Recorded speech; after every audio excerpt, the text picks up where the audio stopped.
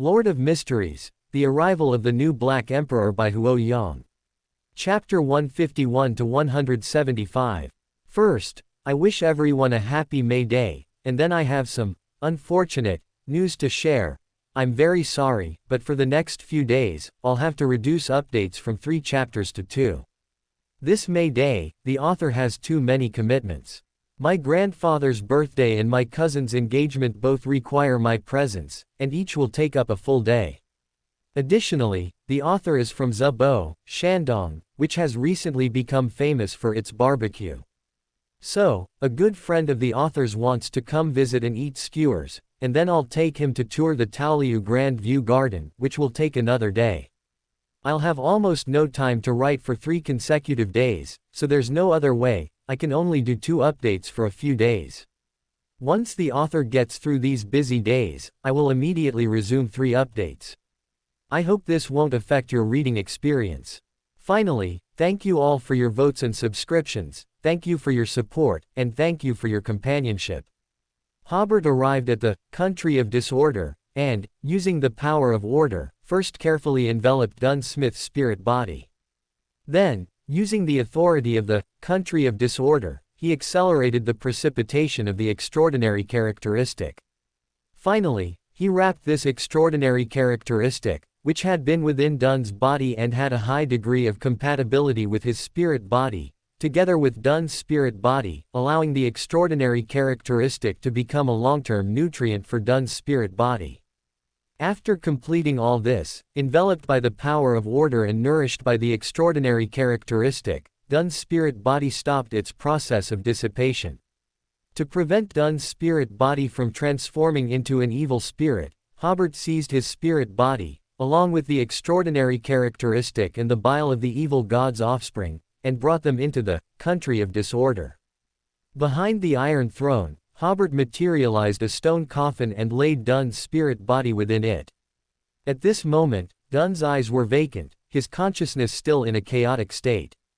Hobert could have awakened him with the psychic necklace, but there was no point in doing so now. Hobert said to Dun, I heard that ancient alchemists have a way to refine a normal body.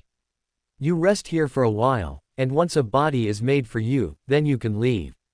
With a wave of his hand, he closed the lid of the stone coffin and sealed it with another layer of power of order, to prevent Dun from turning into an evil spirit.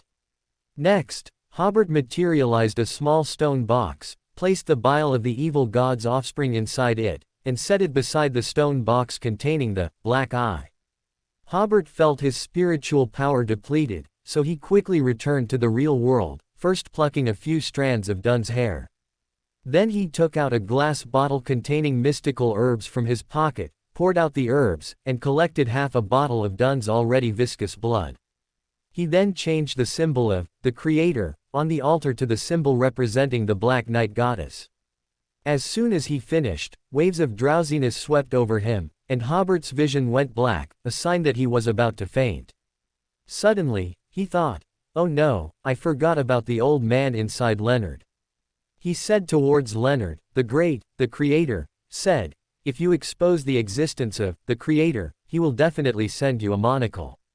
As he spoke, Hobert tried to lean against the wall, but his strength was insufficient to support him to crawl over, so he collapsed to the ground and fainted. Half a minute later, a pale-faced Leonard woke up. He stared blankly for a second or two at the reception hall, which now resembled ruins. Then he saw Dun with a gentle smile, and Klein with a look of utter disbelief. Leonard scrambled to check Dun's and Klein's breath and pulse. No. He squeezed out a single word from his throat. He kept verifying, going back and forth between the two, but in the end, he could only accept the unchangeable result. Leonard's legs gave out, and he knelt on the ground, his emerald eyes filled with pain. Tear after tear streamed down his face, washing away the bloodstains and dust. Suddenly, he seemed to grasp at a straw of hope. Old man. Old man, you must have a way, right? You must be able to revive them, right? I am not death, how could I have the power to revive anyone? A voice that only Leonard could hear said, don't bother, Hobert has already tried every possible method. He said, Klein is dead. Leonard's shoulders slumped, his last hope shattered. At this moment, the sound of fast-running footsteps came from outside. Rushing up the stairs, it was the Punishers and Mechanical Heart members arriving as reinforcements. When Hobert woke up, he was lying on a cold stone slab. The burning pain in his back had disappeared, and his spiritual power and physical strength had recovered to some extent. Old Neil just performed a healing ritual for you. Leonard, still pale-faced, said from a nearby chair, he's already quite old, and the deaths of 2 teammates in a row have made him look much older all of a sudden. Hobert, however, breathed a sigh of relief. This meant that no one had died in this incident. Old Neil was alive, Klein would be revived, and as for Dunn, Hobert was confident he could bring him back to life. The goal Hobert had set for himself could barely be considered achieved. Next, Hobert noticed that most of the barbarian's potion had been digested. His appearance had completely derailed the script that 008 had written earlier.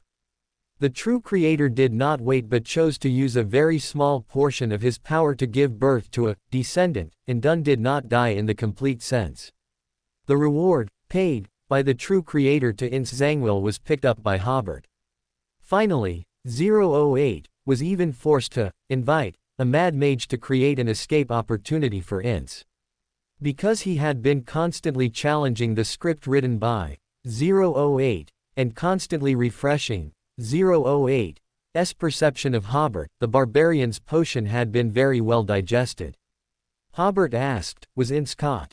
Leonard shook his head expressionlessly. 008 created too many obstacles for the Archbishop, and Ince ultimately escaped due to extremely good luck. Hobert nodded. If he wasn't caught, then so be it. If Ince had been caught, then neither Klein's nor Leonard's desire for revenge and to improve their strength would have been very strong. He asked, has Miss Daly arrived? She should have arrived already. Hobert sighed, how am I going to explain this to her? Leonard was startled, still not understanding what he meant, when the stone door of the dim room opened. It was Dai Li. Her eyes were filled with pain, and there was a hint of anger when she saw Hobert. Hobert. Didn't you say you could save Dunn? She walked quickly over and grabbed Hobert's collar. I followed your advice and immediately gave the telegram to the Archbishop after receiving it. Why? Why did he die? Of course, he couldn't reveal now that Dunn still had hope of resurrection, otherwise the Church of the Night would definitely investigate thoroughly, which would be a huge problem. Hobert forced a faint smile. I'm sorry, miss, I couldn't save him. Miss. Leonard probably understood what was going on. Hobert tried his best, he fainted right next to the captain. As he spoke, he also choked up. Dai Li's hand, gripping Hobert's collar, trembled violently. Finally, she collapsed onto Hobert's shoulder, sobbing. She didn't cry out loud, just sobbed, but her cries were heartbreaking. Hobert patted Dai Li's back. He protected Tingen City. Dai Li wiped away her tears and saw the still damp bloodstains on Hobert's clothes. I'm sorry, I shouldn't blame you, but her heart was bleeding now, and she couldn't control her emotions. First of all, thank you all for your votes today. You are truly amazing, casting so many monthly votes at once. This extra chapter is also to ask for double monthly votes again. As per the old rule, if the monthly votes reach 100, the author will add another chapter after the May Day holiday ends. Finally, it's because a friend said that the previous chapter ended in such a difficult spot, so to ensure the completeness of the story, I'm publishing one more chapter. This chapter was just written and only revised once, so there might be typos or grammatical errors. If anyone finds such instances, please remember to remind the author, and the author will revise it in the evening. Dai Li's emotions gradually calmed down. Hobert could feel that Dai Li's sadness seemed to be turning into hatred. She sat in the chair in a daze for a while before expressionlessly telling Hobert, Commander Thomas wants to see you alone later. Tell him honestly that the source of the information is Zachary. Hobert nodded, understood. Dai Li slowly got up and then left step by step. Her back looked desolate and powerless. Watching Dai Li leave, Leonard looked at Hobert. Hobert said, sorry, this involves a non-disclosure agreement, so I can't be too clear with you. It wasn't that he couldn't speak clearly, it was that he couldn't explain at all. For example, the source of the 008 and INS's information in Tingen City, Hobert could only make something up, but this was the extraordinary world, and lies were easily exposed. The more he said, the more mistakes he would make, so it was better not to say anything. Leonard realized that Hobert might have known something in advance, but since it involved a non-disclosure agreement, he couldn't continue to ask. Hobert changed the subject. What are your plans for the future? I'm going to take the Red Gloves assessment. No matter where Ince Zangwill escapes, I will find him. Hatred also flickered in Leonard's eyes. Hobert nodded. If there's any news, we'll exchange letters. Leonard grunted in acknowledgement. At this moment, Borgia, a night watcher with a scar on his face, said at the entrance of the stone room, "Hobert, Commander Thomas would like to see you." Hobert got down from the stone platform and followed Borgia to the first floor. Borgia, who was walking ahead, suddenly said, "We've roughly reconstructed the battle." "You all did great." Hobert merely said indifferently, "It's what we're supposed to do." The reception hall was indeed severely damaged, but the other rooms were basically intact. In the lounge, Hobert saw Thomas standing by the window. Borgia called out, "Commander." Thomas turned around. "I want to talk to Hobert alone." Borgia left the room and closed the door. "Are you feeling better?" Thomas asked. Hobert replied, "Much better, but it might take a few more days to fully recover." Thomas nodded. "I heard Dai Li say that you seemed to have received news of the evil god's descent in advance." "Something like that." Hobert, having been reminded by Dai Li just now, had already thought about what to say, but Zachary was already corrupted at that time, and I saw the true creator through him. When I encountered such a situation, of course, I had to immediately end the spirit mediumship. Every word Hobert said was true, but under his guidance, it became. During his spirit mediumship, he obtained intelligence about Tingen City, but due to the appearance of the true creator, the intelligence he obtained was very fragmented and limited, so it did not attract much attention. Thomas did not delve into this question but continued, "According to Leonard, the evil god ultimately chose to give birth to his offspring, right?" "Yes. How did you kill the evil god's offspring?" Hobert was prepared. Commander Dunn used Saint Selena's ashes to trap the evil god's offspring, and Klein used a high-level charm. This was also true, but they only dealt with Maigao Aosi, not the evil god's offspring. Thomas frowned. "Where did Klein get a high-level charm?" "I don't know that." Thomas nodded. "All right, go back and get some good rest." "Oh, by the way, when Anthony left, he specifically instructed that starting today, you are an official member of the Backland Night Watcher squad. And your actions are still completely free. If the squad has any tasks that require your ability, they will seek your help. The relevant documents will be exchanged for you after we return to Backland." He smiled. "His Grace the Archbishop said that your calm response under the mental pressure of 2 Sequence 3s left a deep impression on him." Only then did Hobert understand.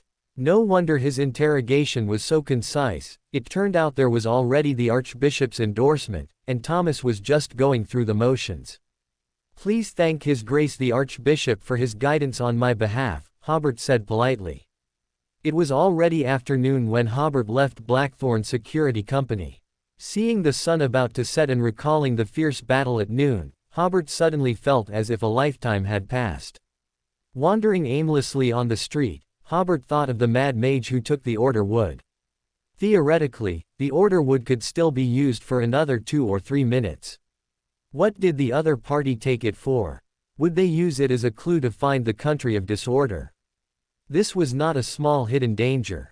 He wasn't particularly concerned about 008 and Ince Zangwill, as he knew their ultimate fate. But that mad mage was an unexpected participant. If left unchecked, it would be a potential danger. He had to find a way to carefully investigate whether the other party was a friend or an enemy. Amidst his random thoughts, Hobert saw the coachman who had come to pick him up. The coachman asked with surprise on his face, "Sir, what happened to you?" Only then did Hobert realize that everyone around him was looking at him. After all, he had so much blood on him. "It's nothing, it's all over." His mind had been too stimulated today, and he was still a little dazed. Getting into the carriage, Hobert returned to the villa in the suburbs, took a bath, changed his clothes, and a wave of fatigue washed over him. He actually fell asleep in his trench coat. He slept until the next morning. After breakfast, Hobert asked the butler to convey his thanks to Ulysses and to inform him that he planned to return to Backland early tomorrow morning. Hobert rested all day. He did not go to Blackthorn Security Company again but instead informed Leonard by letter that he would be leaving Tingen City tomorrow. On Monday morning, Hobert packed his luggage. When he arrived at the door, he saw Ulysses's carriage parked outside. Hobert smiled somewhat awkwardly. "Mr. Ulysses, you don't need to see me off." "No," Ulysses said, "I have something here that I need you to deliver to Commander Christine." Hobert was stunned, guessing whether the content of Christine's personal letter was to borrow this item from Ulysses. Getting into the carriage, Ulysses handed Hobert a box about the length of a forearm and instructed Hobert to personally deliver it to Christine. Ulysses saw Hobert off at the train station. After bidding farewell, Hobert bought a ticket for 9:20 a.m. In the afternoon, Hobert saw the city with a thin mist again. He suddenly felt a sense of closeness to Backland. It wasn't until he got off the train that Hobert remembered that he had forgotten to buy gifts for Donna and the others. Coming out of the Tingen City specialty store, Hobert muttered to himself, "I used to laugh at the ridiculous gifts Christine bought, but I'm even worse than him, I completely forgot to buy any gifts." Then Hobert realized a serious problem. Could it be that Christine also forgets to buy gifts every time he comes back and then patronizes the specialty store like him? After getting into the carriage, Hobert thought about it more and more and felt it was very possible. Hobert returned to Blanca Street first, where Furs was lying comfortably on an armchair, reading a magazine. Seeing Hobert enter, Furs lazily got up. "You're back." Where's Zio?" "She went out to do the task you gave her." Hobert put down his luggage. "Is there anything to eat at home?" "I haven't had lunch yet." "I haven't either." Hobert was startled. You haven't been lying on that armchair since morning, have you?" "No." Furs smiled guiltily. I'm conceptualizing my new book." Hobert twitched his lips. "Lying." Under Hobert's indescribable gaze, Furs finally overcame her laziness and got up to order 2 lunches from the nearby Dixie Flavor restaurant. After eating and drinking his fill, Hobert gave Furs and Zio their gifts and then said, "I'm going home tonight. I'll come back tomorrow morning." With that, he left with his briefcase and many gifts. Furs said, "Oh," and looked at the plates on the dining table. "Do I still have to wash dishes? So annoying, I hate washing dishes and bowls the most." Hobert walked to the law firm and first reported to Barton lawyer about Mr. Dominic's case. "This case is all thanks to you," Barton said. "Let me see, the total commission is £150. Your remuneration will not be distributed according to the firm's commission distribution regulations. The firm will only charge £50 for intermediary and material fees. The remaining £100 are all yours, but your travel expenses for this trip will not be reimbursed."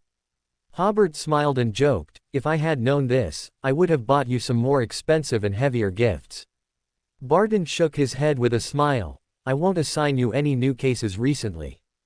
Just focus on the lawsuit you have in hand.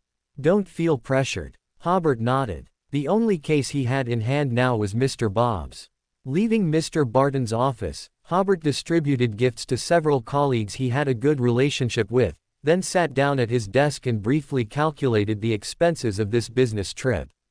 The expenses were truly not much. A set of clothes was damaged in the battle, shirt, trench coat, pants, adding up to less than £2, mainly because the shirt was expensive, but that was taken from home and didn't cost him any money. Then there were the round-trip train tickets and the money for gifts, which together were only about £6. However, his income was £130, £100 in commission and £30 in tips. And he could still use the identification issued by the night watchers to avoid taxes, so all £130 were his. This was his visible income.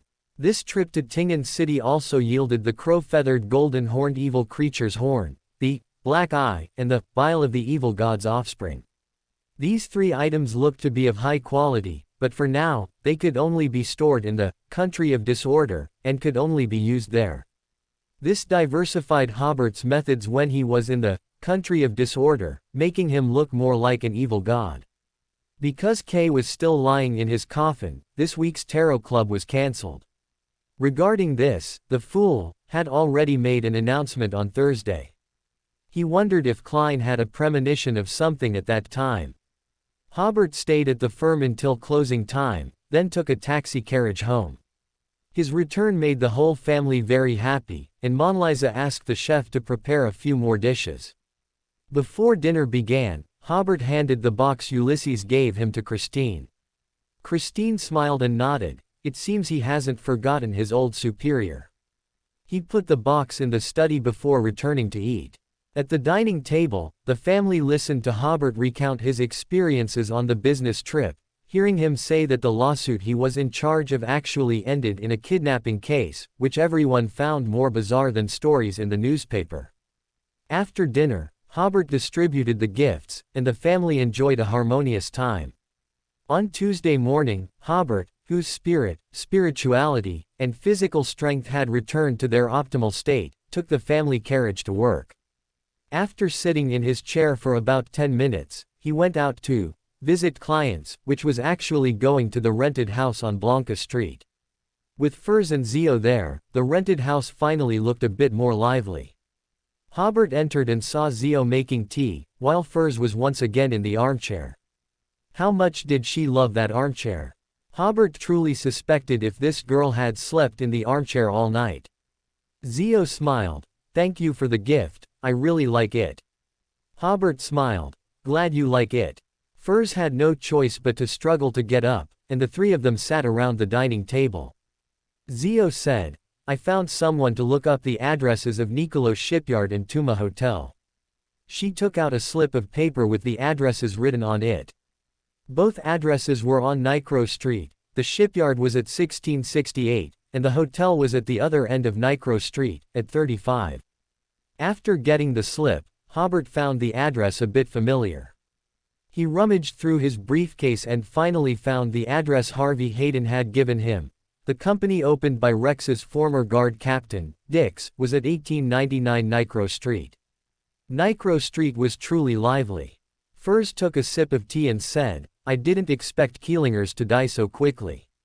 Fortunately, we haven't rented a new house yet, otherwise, we would have wasted rent.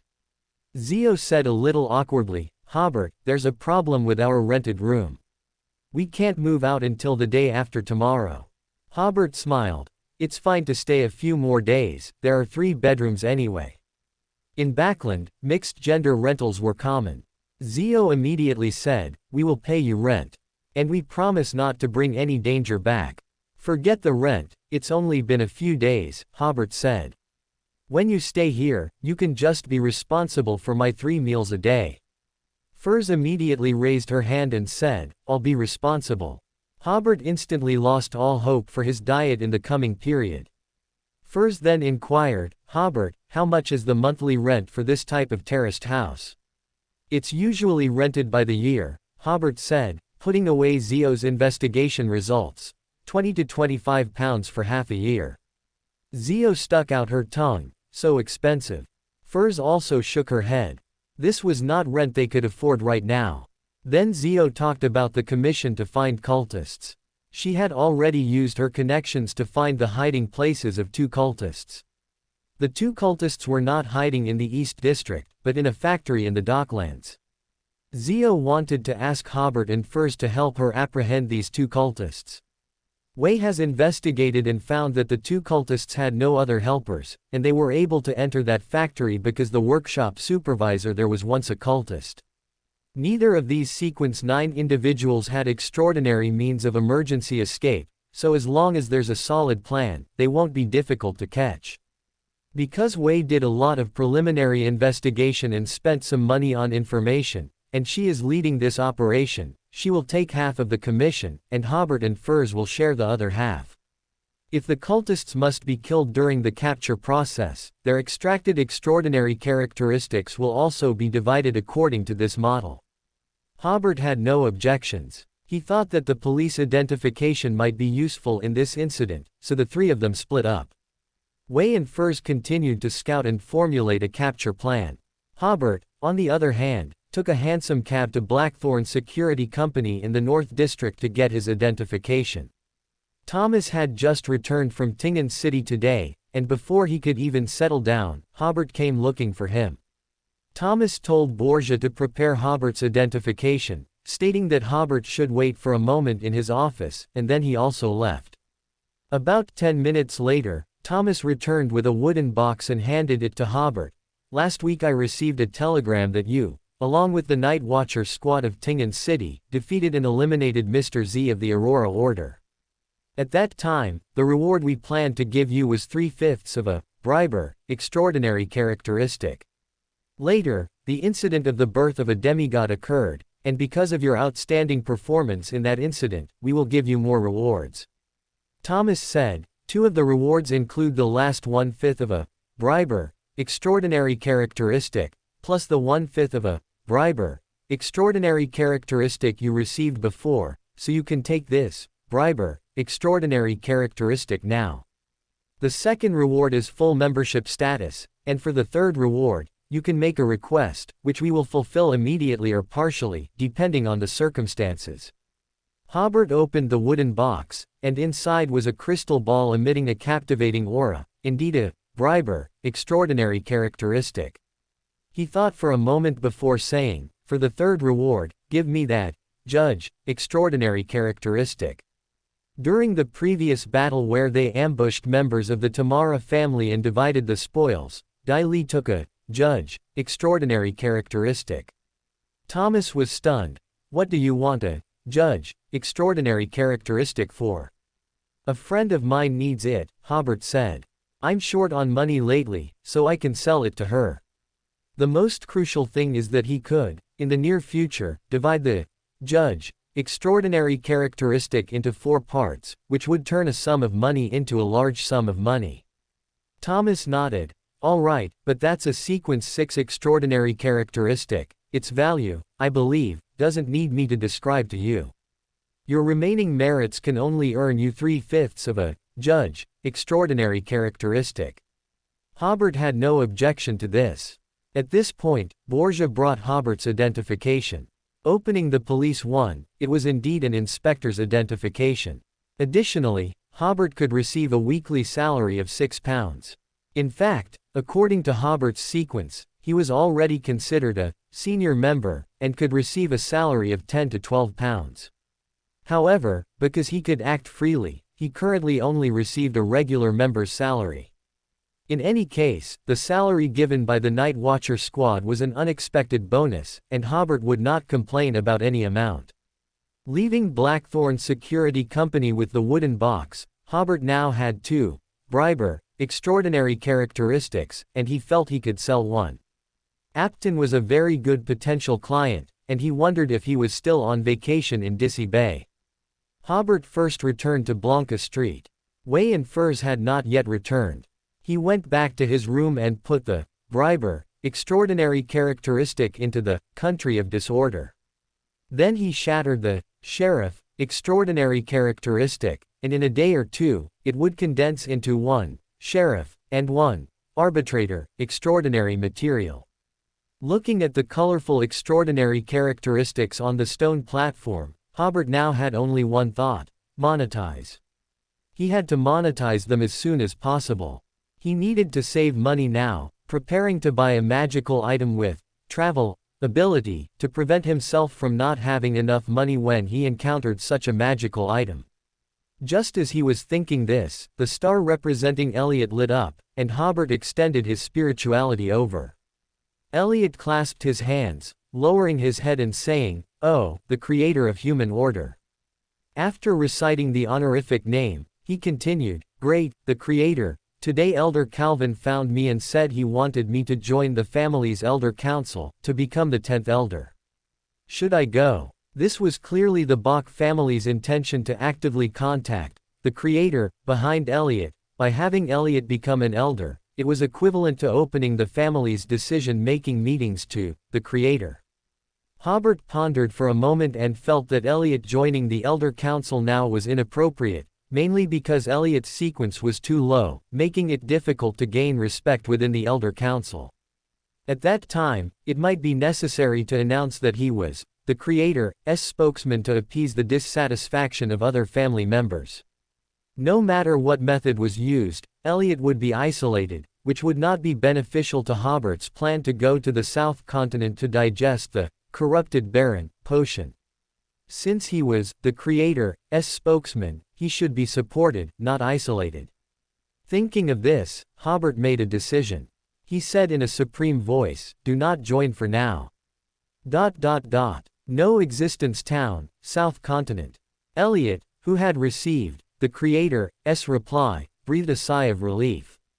In fact, he was not very willing to join the Elder Council right now, but he knew even more that he could not make the decision on this matter. Fortunately, the Creator was wise and did not ask him to join. Elliot took a deep breath and went out to the living room. Calvin was still waiting for news in the living room. Seeing Elliot come out after only a few minutes, Calvin was a bit surprised. He didn't expect that mysterious existence to give Elliot a reply so quickly. This made him a bit curious. What kind of fortuitous encounter did Elliot have to gain the trust of that existence? He probably never dreamed that the reason the mysterious existence could give such a quick reply was entirely because he happened to be at his workstation. Elliot said, "After my careful consideration, I will not join the Elder Council for now."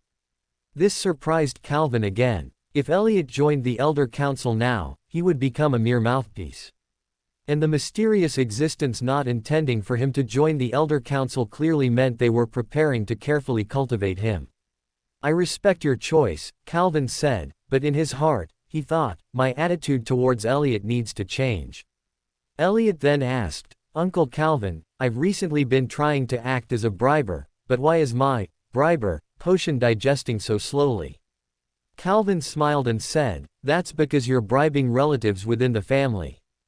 In fact, even without bribing, they would be willing to help, which is why it digests relatively slowly." "Is there a way?" "Yes, according to the family's ancient texts, there is a method that only you can use right now." "What method?" "Bribe a god." Welcome to Fanfic Audiobook, your go-to place for immersive audiobooks. If you enjoy the content, don't forget to like the video and subscribe to our channel for more amazing stories. And please support the author by link in description. Hobert, back in the real world, waited until 2 p.m. for Zio and Furs to return. This time, they had thoroughly investigated the operation site. Zio drew a sketch and explained her capture plan. The two cultists lived in a dormitory building at the factory. Zio would attack them from the main entrance, while Hobert and Furs waited in ambush at the window. If Zio's surprise attack didn't work, Hobert and Furs would break the window and join the fight. Since the enemy was weak and they were strong, no overly meticulous tactics were needed. At that time, Hobert would deal with one cultist alone, and Zio and Furs would deal with the other, ending the battle as quickly as possible. Zio usually seemed a bit reckless, but when she got serious, she was quite capable. Her plan was practical, and her precautions were sufficient to handle most unforeseen situations. It was just that she was a bit short, and she seemed to lack presence when explaining the plan. Finally, Hobert added one point: if they were stopped by employees during their retreat, he could use his inspector's credentials to get away. Seeing Hobert's credentials, Zio exclaimed, "Where did you forge this? It's incredibly realistic." Hobert didn't expose him. He smiled and said, "These are credentials I borrowed from a friend." This made Zio incredibly envious. If she also had such credentials, many things would be much easier. In the evening, the three of them had dinner and made their final preparations. Just then, the doorbell suddenly rang. "Who is it?" Hobert asked loudly from the dining room.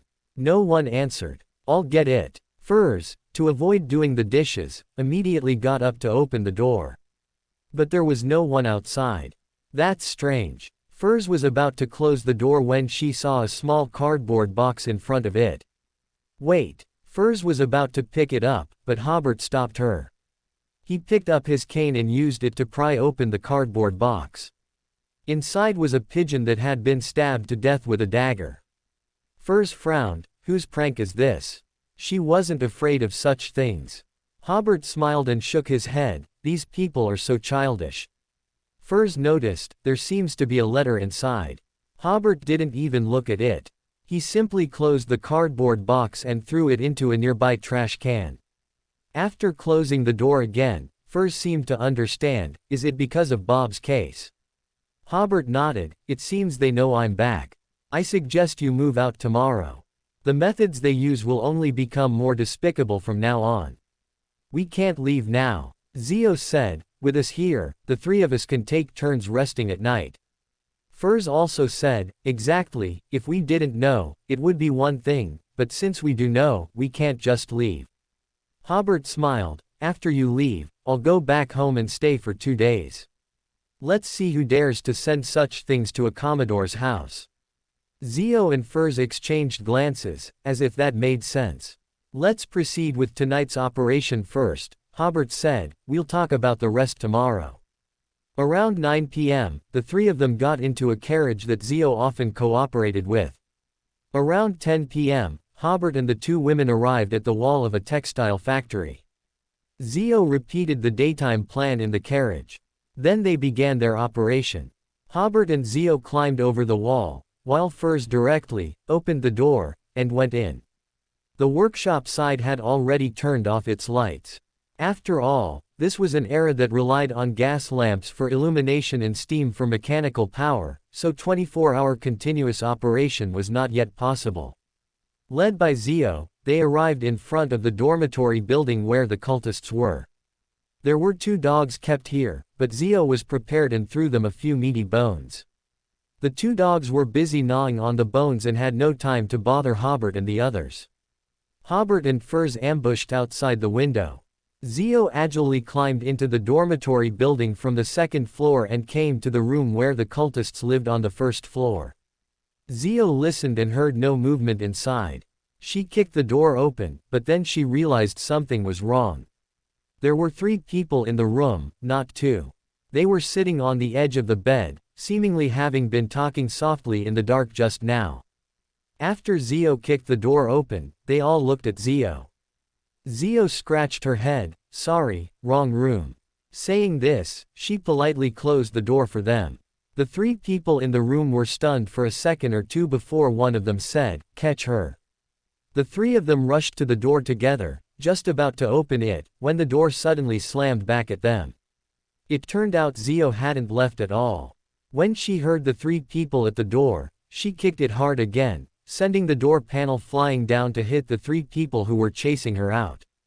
At the same time, the window suddenly became illusory, and Furs passed through the window into the room. Immediately after, the window was smashed open, and Hobert jumped in, holding his cane. 3 against 3, a fierce battle erupted in the not very spacious room. Because the scene was a bit chaotic, Hobert temporarily didn't dare to use his pistol, fearing he might accidentally injure Zio or Furs. Hobert's opponent was a master of fighting. The opponent was empty-handed, while Hobert held a cane, and with the blessing of the fighting ring, the two were still evenly matched. And as the battle continued, the opponent's strength seemed to grow stronger and stronger. However, Hobert, as a barbarian, had even greater strength. He quickly adjusted his strategy, using his strength advantage to charge head-on. The opponent had no sharp weapons and could only resist Hobert's impact with his arms. As a result, he was slammed against the wall, kicking up dust and almost making him vomit blood. Hobert charged again. The opponent quickly dodged, but Hobert surprisingly used his cane like a sharp sword, forcefully piercing his opponent through and pinning him to the wall, leveraging his superior strength. Amidst the opponent's screams, Hobert drew his gun with his other hand. Bang! He hit the opponent's head at close range. The gunshot at night was exceptionally loud. The sounds of the earlier struggle had already woken up many people, but after hearing the gunshot, the employees who had intended to come out and check quickly reclosed their doors tightly. Zio's battle was also nearing its end. Furz's opponent was the weakest, and even though Furz wasn't good at fighting, she wasn't at a disadvantage. Hobert went to help Furz, rushed over, kicked the enemy down, and with another shot, finished the enemy off. Zio had also already slit her opponent's throat with a dagger. In just 1 or 2 minutes, they had ended the battle. Of course, this was largely due to their sneak attack. Furz breathed a sigh of relief, struck a match to light the lamp, and examined the appearances of the 3 people. Hobert's opponent was the prisoner. Although his extraordinary abilities did not include fighting, prisoners were more likely to learn various killing skills, which of course included fighting. Zio's opponent was the cultivator. Furz's opponent, however, was not one of the wanted individuals. He was wearing an expensive formal suit and did not look like the supervisor who harbored 2 cultists. Hobert searched the opponent's body but did not find any identification or similar items. Not knowing the opponent's identity always made one uneasy, so Hobert told Zio and Furz to dispose of the other 2 bodies while he prepared to perform a spiritualistic ritual on this stranger. The recent battle had not exhausted Hobert much, allowing him to use the psychic necklace at a leisurely pace. The room immediately grew cold, and Hobert's eyes turned completely black as he perceived the dissipating spirituality of the stranger. The surrounding scenery rapidly vanished, transforming into a sky full of gray mist. Hobert grasped the other party's spirituality and began to silently chant in his mind, "Your name and identity. Your name and identity." After chanting 7 times, the scene Hobert desired appeared in the gray mist, a hand holding a document. The deceased was named Wayne, and he was surprisingly a staff member of the Phenobot embassy. "You cannot carry this document with you, it will remain with me until you return to your country," a voice said. "You will disguise yourself as a merchant and cooperate with the ambassador's actions." The scene before his eyes vanished, returning to the form of gray mist. Hobert was startled. Why would a Phenoport spy be here? Then he asked again, "Your purpose for coming here tonight? Your purpose for coming here tonight?" Another scene appeared in the gray mist. In an office, a middle-aged man with a Phenoport-style mustache and thinning hair angrily said, "Count Vincent's matter is already bothersome enough, and those 2 fools are causing trouble at this time. Have them sneak out from the dock tomorrow and send them to the South Continent. Don't ever let them come back." The scene disappeared, turning back into gray mist. Count Vincent. Could the theft at Count Vincent's home be related to the Phenobot embassy? As for these 2 cultists, Hobert had a rough guess. To confirm his suspicion, he asked, "Who is that middle-aged man who appeared just now? Who is that middle-aged man who appeared just now?" The gray mist changed again, revealing a magnificent hall. The middle-aged man with the mustache looked much younger than in the previous scene. A man in his 30s pointed at the middle-aged man and introduced him to Wayne. "This is Mr. Tim, the ambassador to the ruined kingdom." The scene before his eyes once again turned into gray mist. Hobert saw that the other party's spirituality had become thin due to the psychic, which relieved him. Exiting the psychic, Hugh and Furz had already prepared the body. One of the ladies had long frequented the East District, often seeing dead bodies on the street, while the other was a former surgeon, so they were not afraid of corpses. Hobert nodded to them. Hobert and Hugh carried the body, with Furz leading the way. Despite Hugh's short stature, her strength was not small at all. She could still walk briskly while carrying a body. The recent gunshots had attracted the attention of the security personnel, but they dared not investigate immediately until the security captain arrived with a double-barreled shotgun, at which point they all came to investigate. However, there was only a corpse with a shattered head on the ground. At this point, Hobert and the others were already climbing over the courtyard wall. It wasn't until they were in the carriage that smiles gradually appeared on Hugh and Furz's faces. Hugh smiled and said, "This operation was smoother than expected." Furz breathed a sigh of relief. "Ever since I met Hobert, I've started engaging in battles with you all too." She smiled and said, "But this feeling is great. I earned a bounty and eliminated cultists." It was then that they noticed Hobert's expression was somewhat solemn. Furz realized something was amiss. Did the psychic just now reveal anything strange?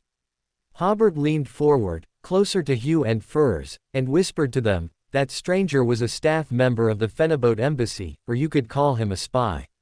Hugh and Furs didn't react immediately. This reaction was normal. Who would associate cultists with an embassy? A few seconds later, Furs reacted, You mean that cultist organization is supported by the Phenopot royal family? Hobert nodded. It's very possible. Hugh, who was a step slower than Furs, also understood. I've always heard that staff members of foreign embassies often engage in espionage and sabotage activities in secret. I never took such news seriously before, but I didn't expect it to be true. Staff members of the Phenobot embassy are secretly organizing cultists in the Ruined Kingdom, disrupting Ruin's peace. The carriage was silent for a few seconds before Furs broke the silence. What should we do now? Should we go to the countryside to hide for a while? Although they had disrupted the Phenopot royal family's conspiracy and struck a blow against the cultist organization, it was certainly gratifying. However, they were only one Sequence 8 and two Sequence 9 Beyonders. If the Phenobot ambassador wanted to retaliate against them, he could easily make them die an inexplicable death. No, pretend not to know, Hobert said. This mission has a military background, this is our backing. The Phenobot ambassador will not easily do anything to us. After all, the relationship between the Ruined Kingdom and the Phenopot royal family has never been very harmonious, and the Phenobot Kingdom's ambassador and diplomatic personnel are more restricted in Backland than those from other countries. We might be monitored for a while, but as long as we treat this mission as an ordinary task of eliminating cultists, the Phenobot ambassador will not create new problems because of the death of a spy. Furs nodded. If the ambassador were to retaliate against us, it would instead indicate his association with the spy. Exactly, Hobert said. So for the next period, I'll continue working at the law firm, you'll continue to steal. I mean, conceive new books on your armchair, and you'll continue to be a bounty hunter.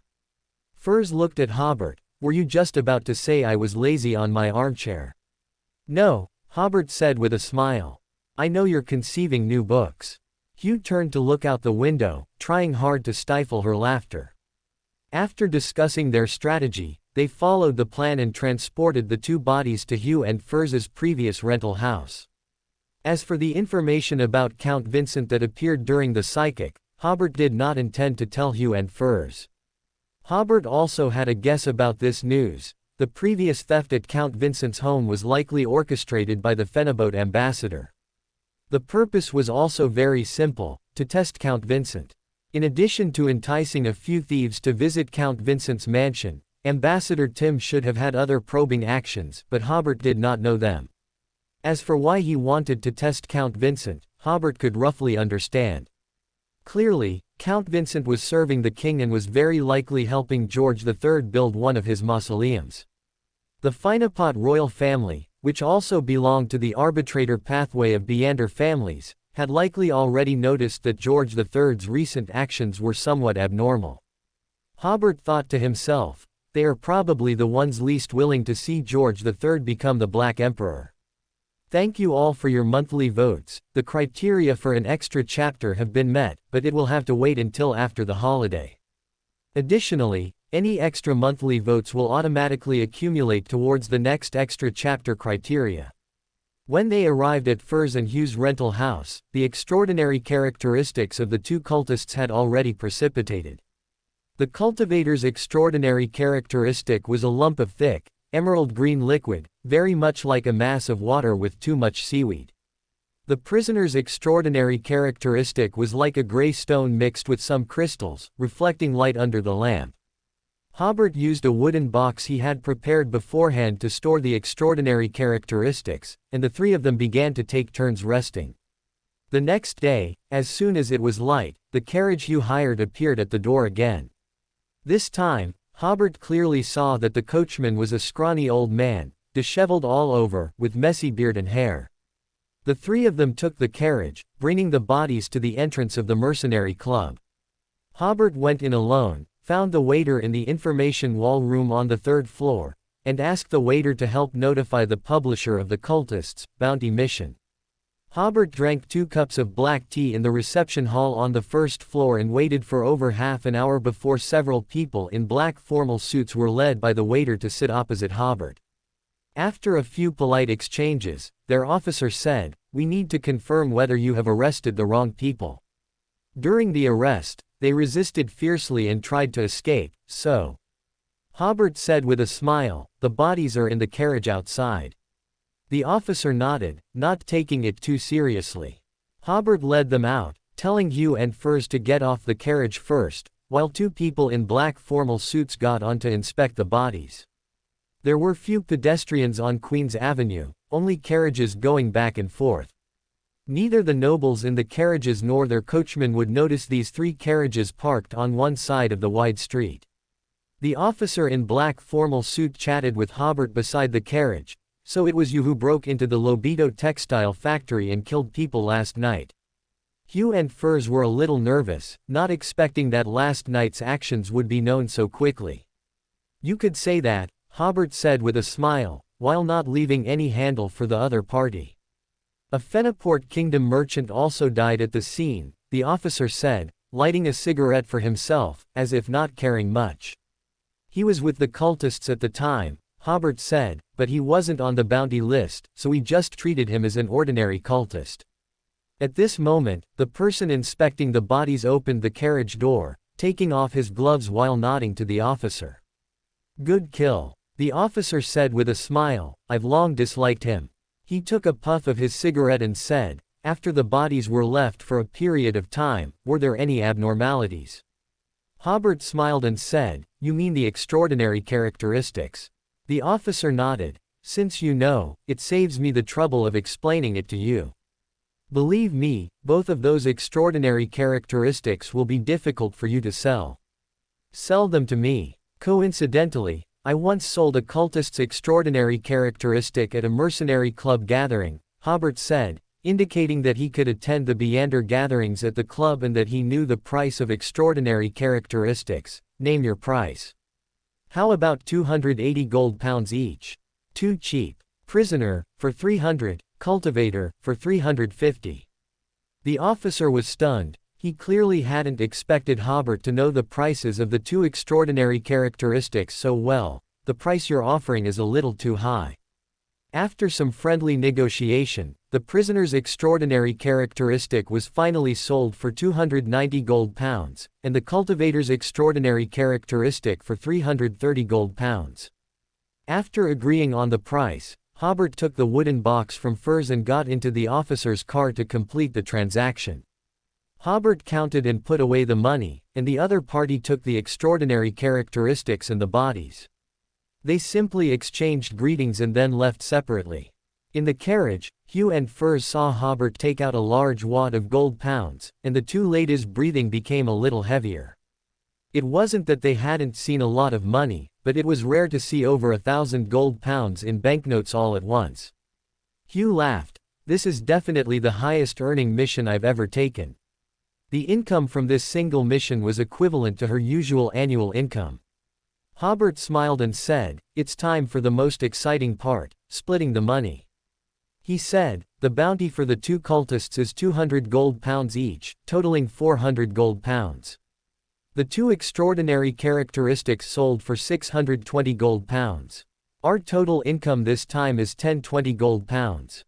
I introduced this mission to Hugh, so it's not too much for me to take a 5% commission, is it?" "Not at all," Hugh immediately said, "your fee is very fair. Generally, for such high-income missions, even a commission of 8% or 10% is normal." Hobert took out 51 gold pounds from it, and then they began to split the remaining 969 gold pounds. Hugh took half, 484 gold pounds and 10 soul, while Hobert and Furs each took a quarter, 242 gold pounds and 5 soul per person. This mission was successfully concluded, and the carriage drove towards Blanca Street. Furs asked Hobert, "You mentioned earlier that you had a lead on the magician's main material." Hobert smiled and said, "I've already obtained that main material. If you want to advance recently, you just need to buy all the auxiliary materials." Furs smiled and said, "Okay. The income from this mission, plus her savings, was enough to pay for the magician's main material. Hobert added, given the potential consequences of last night's mission, I suggest we live together for a while until the Phenobot embassy's surveillance ends, or until we confirm they are not monitoring us. Furs nodded. That's a good idea. We can take turns resting at night to prevent them from ambushing us.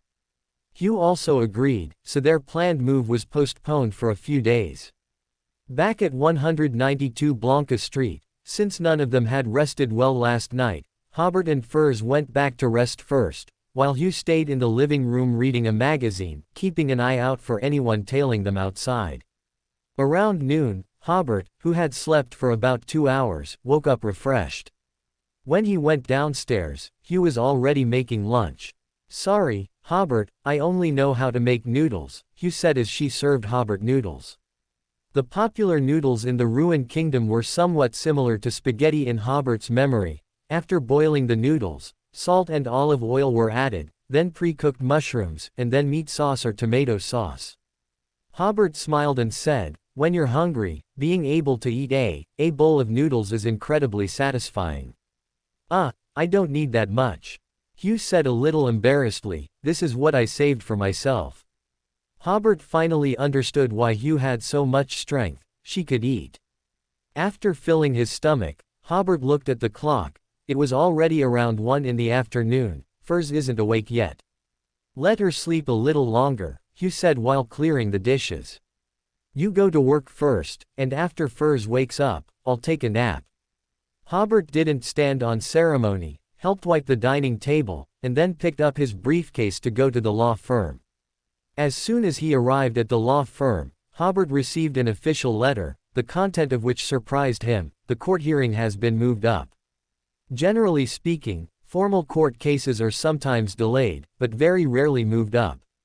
Bob's case was originally scheduled for next Thursday, but now it's this Friday, which is the day after tomorrow. Hobert had originally wanted to find a few witnesses, but now there's no time at all. Something's not right. Hobert immediately realized that something was very wrong with this matter. Just then, the reception staff of the law firm came to the office. Hobert, someone is here to see you. Oh. Hobert came back to his senses, put away the official letter, and walked to the reception room while pondering how to deal with the situation. In the reception room, there was a well-dressed butler, who smiled and said, Mr. Hobert, my master, Mr. Arnold, requests your presence at a dinner party tonight.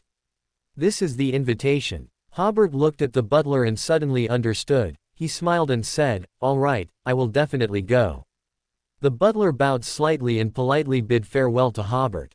Hobert threw the invitation on the desk and glanced at the official letter again. This was a show of force.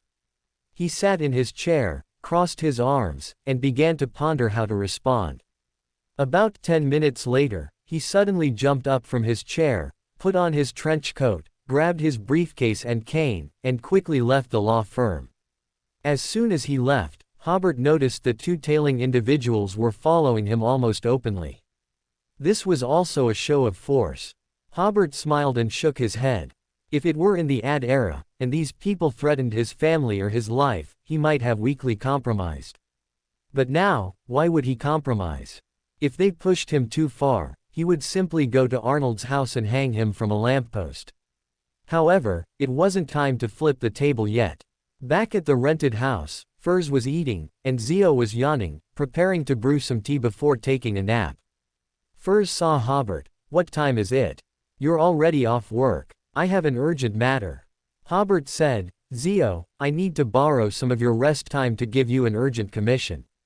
He took out a neatly written note and handed it to her. Do you remember Arnold, the employer of my client, Bob? Zio put down her magazine. I remember. Hobert said, the names on the note are employees who have worked at Arnold's factory. Find them as quickly as possible. It's okay if you can't find all of them, 4 or 5 will do. Then, please ask them to testify in court on Friday. You can give them some money, but when you give it, be sure to explain that it's compensation for their lost work, not payment for their testimony. As he spoke, he took out £30 in cash. This is the commission for this task. Zio took £20. this is enough.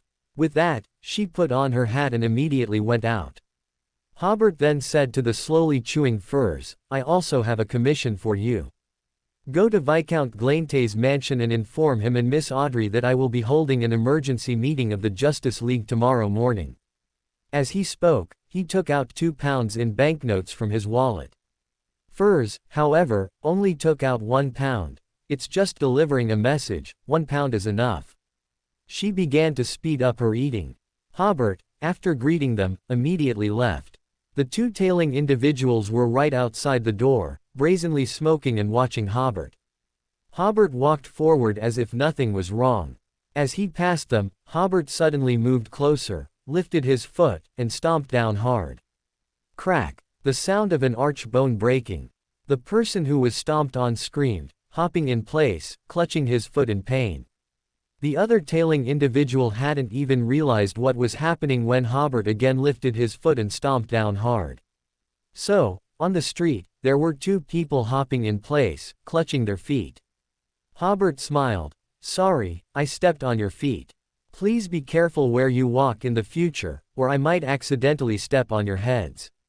With that, Hobert hailed a hansom and rode away, leaving the two men wailing and clutching their feet.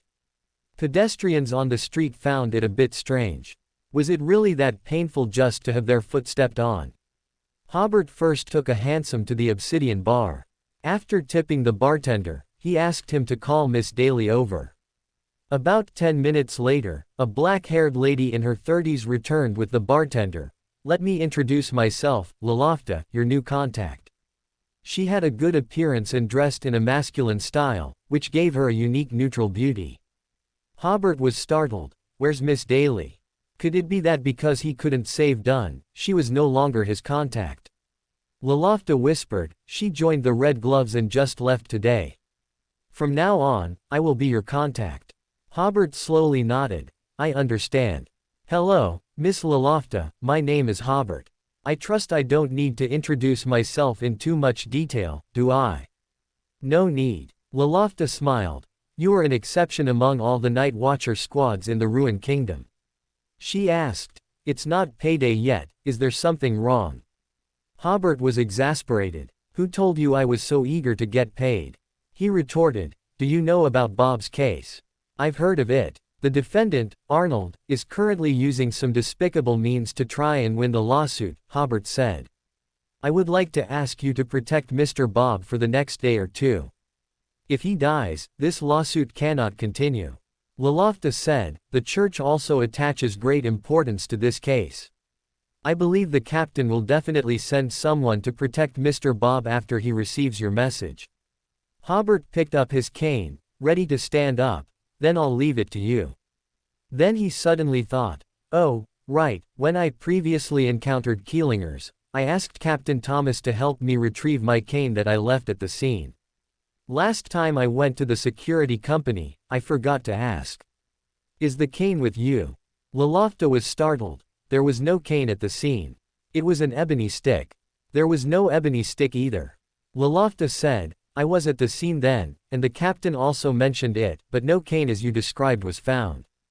Hobert had a bad feeling. Someone picked it up. At that time, Darkholm's house was a mess, and people watching the commotion would probably scream and run away after just one glance, so there was a very small chance they would take it away. A greater probability was that someone purposefully took the cane. This was the second-order wood that couldn't be recovered. If it weren't for its high Beander characteristics and sufficient anti-divination properties, Hobert would now be considering joining the Night Watchers completely. LotM asked, is that cane very special? Not really. Hobert smiled. I just suddenly remembered it. After bidding farewell to LotM, Hobert took a carriage to the poorhouse again, informing Bob that the court hearing had been moved up and telling him to prepare. Next, he went to Lever Church to seek support from Eakins. Hobert asked a divine servant in the church to relay a message. After waiting for more than 10 minutes, Captain Eakins of the Mechanical Heart emerged from a door inside the church. His hair seemed to have become fluffier again, perhaps he had recently used the Erode's magic mirror. Hobert sighed inwardly, what a sin. The two exchanged a few simple pleasantries and sat down in adjacent seats. Hobert said, "The court hearing for Bob's case has suddenly been moved up." Captain Eakins was startled at first, then said with some annoyance, "How can the ruined kingdom's legal system allow such an operation?" "That legal system isn't for protecting the rights of workers," Hobert said with a smile. "Now I am weak and need your help." Eakins, however, was somewhat disheartened. "If it's about protecting your personal safety or helping you collect information, that's no problem. But if we go against the powerful people of the entire ruined kingdom, we might be expelled from ruin." Hobert understood the bottom line of the Church of Steam and Machinery: don't describe the conflict as so sharp. "We are not opposing anyone, we are just demanding reasonable rights." He said, "I haven't asked you to do anything to provoke the ruined kingdom. I just hope your church can promote this matter truthfully. No matter what the outcome of the trial, I estimate that Arnold and the others will definitely use newspapers and other propaganda tools to heavily smear us. If that happens, all my efforts will be in vain. But if this case is truthfully publicized, then such cases will have a precedent, and workers will know how to defend their rights when they encounter similar incidents." Eakins nodded. "No problem. I will go discuss this with the Archbishop in a moment. I think he should not object." Hobert looked at the church emblem composed of gears and set squares. "Captain Eakins, what kind of era are we living in? Is it civilized or uncivilized?" Captain Eakins was stunned and had not yet had time to answer when he saw Hobert already rising to take his leave. After watching Hobert leave, Eakins sat in the church for a long time. Currently, the ruined kingdom seems to have reached an unprecedented level of civilization, but why does this unprecedented civilization seem so fragile? So barbaric. Around 5:30 p.m., Hobert arrived for the banquet as scheduled. The location of this banquet was not at Arnold's home, but at the Ruined Kingdom Hotel, a hotel publicly declared to be the most luxurious in the world. The carriages arriving here were basically noble carriages with family crests, or at the very least exquisite private carriages. Hobert's hired carriage was particularly conspicuous here, even the doorman wondered if he had seen incorrectly. Getting out of the carriage, Hobert saw the hotel's enormous front yard, with fountains, statues, tree landscapes, and vast lawns. Opening the hotel door was more like entering a museum. The furnishings in the hotel lobby were all works of art, and the murals on the walls and ceiling were exquisite.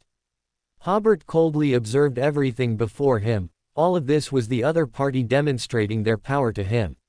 The butler who had invited Hobert earlier was already waiting in the lobby. "Mr. Hobert, this way, please." Led by the butler, Hobert arrived at a vast dining room. In the center of the room was a long dining table that could seat dozens of people. More than 20 people were already seated on the side near the windows. Some were plump, some had eyes full of calculation, some coldly scrutinized Hobert, and some had faces full of smiles. On the side near the door, only one chair was prepared for Hobert, as if to give Hobert psychological suggestion: "You are only one person." Hobert smiled. The ruined kingdom has a tradition that the more distinguished the guest, the later they arrive, yet you arrived first. You are truly too polite. After speaking, he calmly hung his trench coat on the coat rack, then pulled out his chair, and sat down opposite the more than 20 people with a composed demeanor. Hobert's displayed confidence, ironically, made Arnold and the others, who had meticulously prepared, feel somewhat at a loss internally. The middle-aged man sitting opposite Hobert smiled and said, "Allow me to introduce myself. I am Gustav, the president of the Backland Chamber of Commerce." "Hello. I've heard of a theory by Emperor Rosal," Gustav said. "Nature operates on the principle of survival of the fittest. All weak and unsuited animals will be eliminated, while all strong animals will reproduce better, become more adapted to nature, and their populations will grow stronger." He smiled. "Mr. Hobert, the human world also follows the same principle. Some weak people should be eliminated, and some strong people should develop better. Eventually, the human world will only be left with those strong people.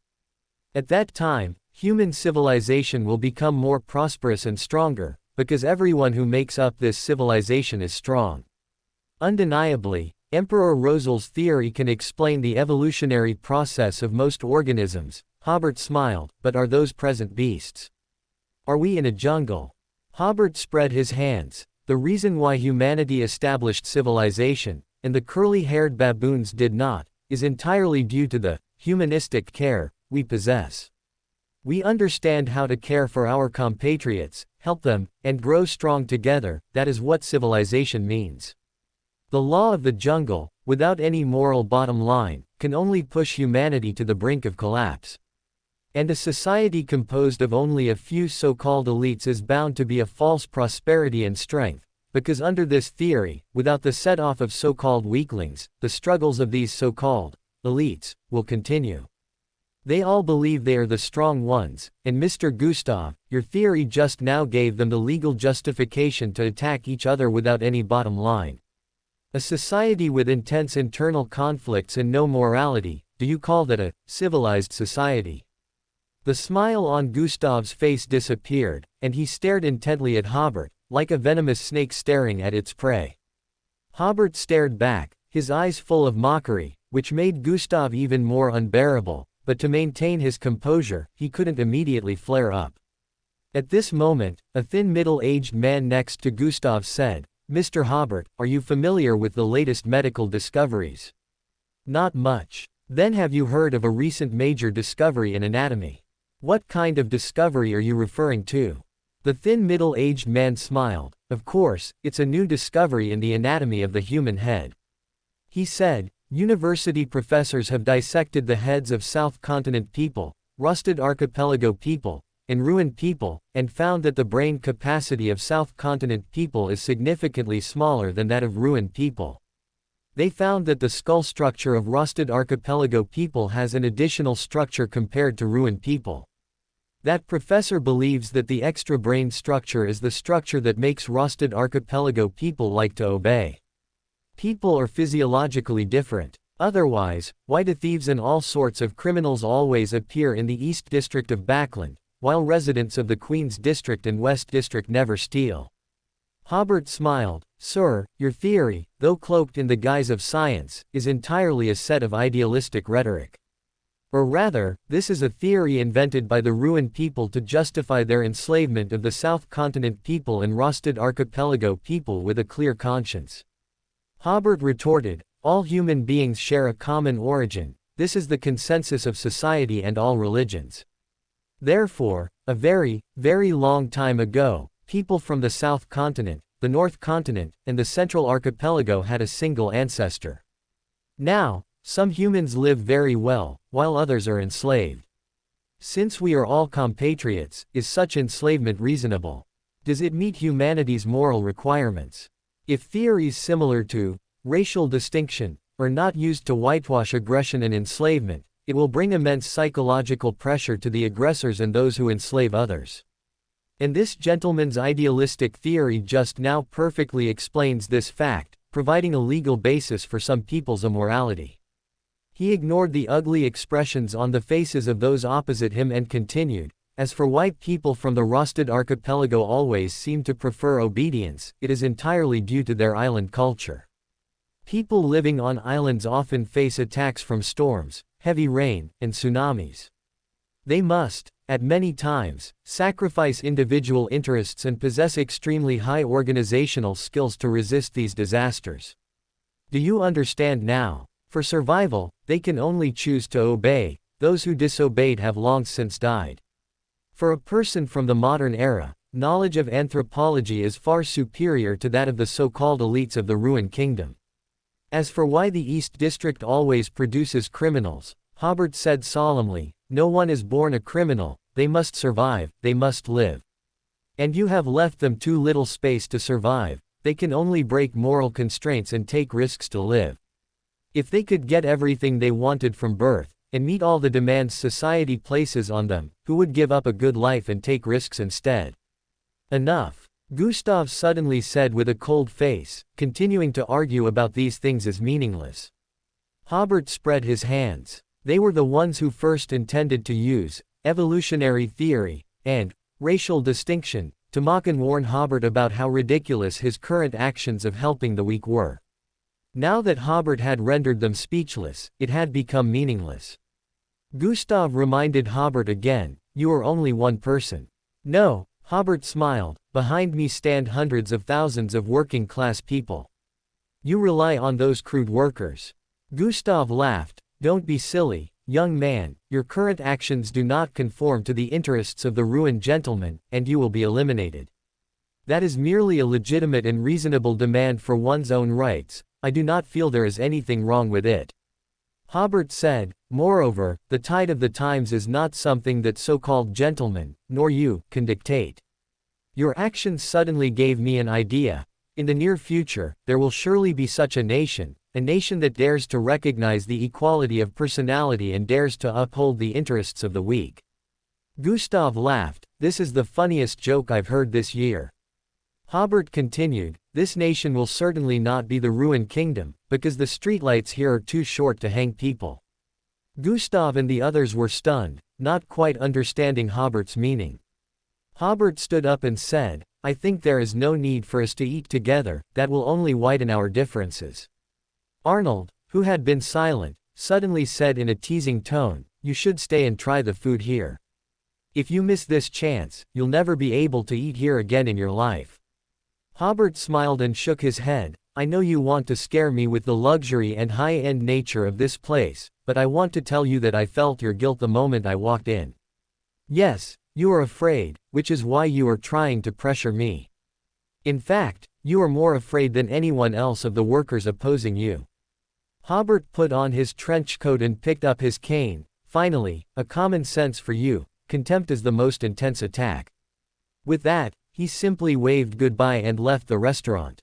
The atmosphere in the restaurant was silent for a full minute before Gustav sneered, "Since he is so unappreciative, there's no need to consider the face of a commodore."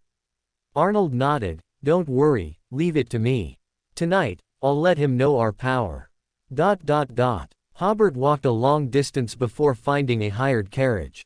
Inside the carriage, Hobert felt the high degree of compatibility between his spiritual body and the potion. It seemed as if something had shattered in the void. The experience just now had actually allowed him to fully digest the barbarian potion. Amidst his joy, Hobert chuckled self-deprecatingly in his heart. The barbarian sequence is no less dangerous than the provoker sequence. One must go against the entire mainstream culture and interest groups to quickly digest the potion. Alternatively, challenging a level 0 sealed artifact, or challenging a powerful Beander of that level, can also quickly digest the potion. All these methods are suicidal, or on the verge of suicide.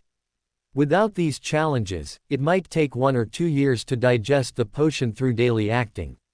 Although Hobert had now digested the potion, he planned to finish Bob's lawsuit before taking the Sequence 7 potion. Firstly, going from Sequence 8 to Sequence 7 is a hurdle for any Beander.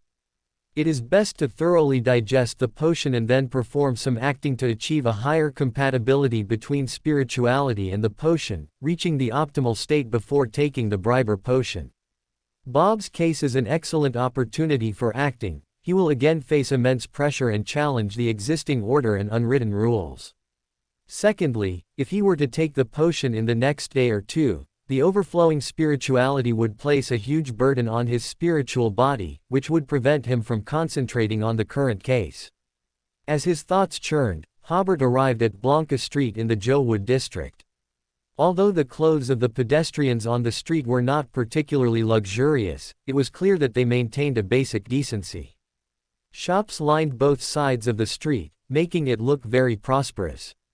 Compared to the ruined Kingdom Grand Hotel he had just left, this street had more of a human touch. Yet these two places were like two different worlds. One as splendid as a palace, the other like the living environment of ordinary people.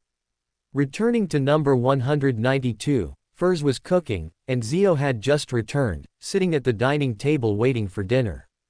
Hobert sniffed. It smelled like fried fish. This is great, I actually didn't miss dinner. Zio swallowed hard, trying to keep herself from looking towards the kitchen. I've released all the tasks, there should be news tomorrow. Hobert nodded. Furs brought over a sizzling frying pan. Today I bought 3 large yellow croakers with the payment Hobert gave me.